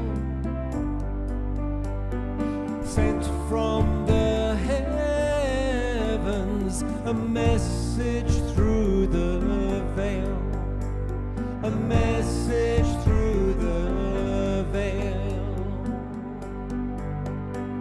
And so come all ye who are cold and lost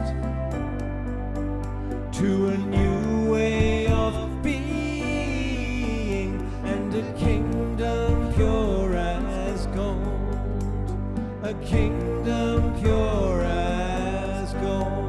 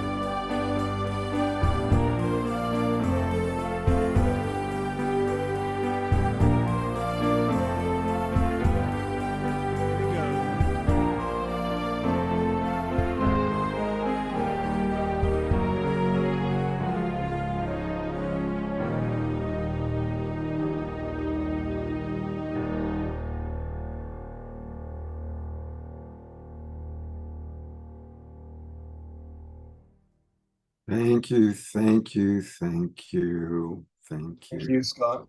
That was the most brilliant interview. Thank you. You know, I'm going to go to just solo, just to you for a moment. That was the very first Oshar song I ever listened to. When you sent me, I think, an email and saying, "Hey, I'll check out my work," and I went to your website, was the very first song that I played. So it was my introduction to Omar Shah. Yeah, it was interesting that it came out tonight as a play me, and it just kind of encompasses everything of the show tonight, right from Bud and Desiree and Tatiana and Laurie, and finally to cap it off, Vivian. Holy smoke, what a feast! Yeah. And again, the point being, look at all these different sources of information.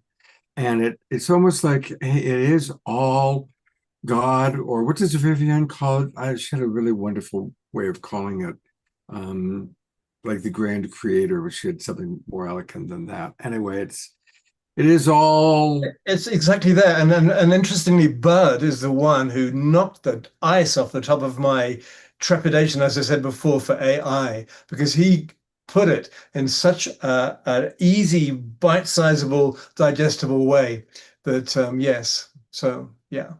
Yeah, it was beautiful. Yeah. Let's see. I think I'm supposed to tell people what's coming up next week. I think you are. I've got to look at my notes just to remember, because yeah, it's one of those. Let's see. We do have 2 wonderful shows planned. I know that. And next week is definitely happening. Next week is there. It is happening. Okay. On Wednesday night, we are going. Well, a reminder that DR's interfaith group is on starts tomorrow. Monday morning, please meet us. It's going to be very special. And then on Wednesday, our show is all about multidimensional reality. Some of you might remember Danae, who was on with us through Soul Search. And she's going to be with us. And I've got a couple of other people you haven't met yet who are going to be joining us on Wednesday, the 13th, as we talk about what does it really mean to be part of multidimensional reality. And then on Saturday night, it is going to be another Making Contact with Alan Steinfeld. There's some really, really big news of what's happened. Really significant news with government disclosure. We're going to have Stephen Bassett back on, who is probably as knowledgeable. He and Danny are the 2 most knowledgeable people. I'm hoping to get Danny on the show, but Stephen Bassett is confirmed. We're also going to have JJ and Desiree Hertox are going to be with us next Saturday night. And we're also going to hear from some of our friends. You know, there's this big thing happening with Unity Earth right now in Ferguson, Missouri. Kristen Hoffman, Marty Casey. Recall we did a show on it. We're going to have a couple of them come in and tell us a little bit about what took place at this big gathering of the Fields of Healing in the Midwest. So it's going to be a wonderful show next Saturday night. Please do join us. And of course, thank God, we will always have Omar Shah with us, providing our musical accompaniment. Thank you for all your comments in the chat box. And thank you, Scotty Satori, for being our link to what's happening on YouTube and Facebook. And have a beautiful Sunday tomorrow, everybody. I'm going to go to gallery view one last time. And may we all continue to just share all these different sources of wisdom and information. And I hope to see you all next week. Take care, everybody. And remember, Monday morning, definitely make sure be there for DR's special program. Let's make sure we all support her. I'll be there.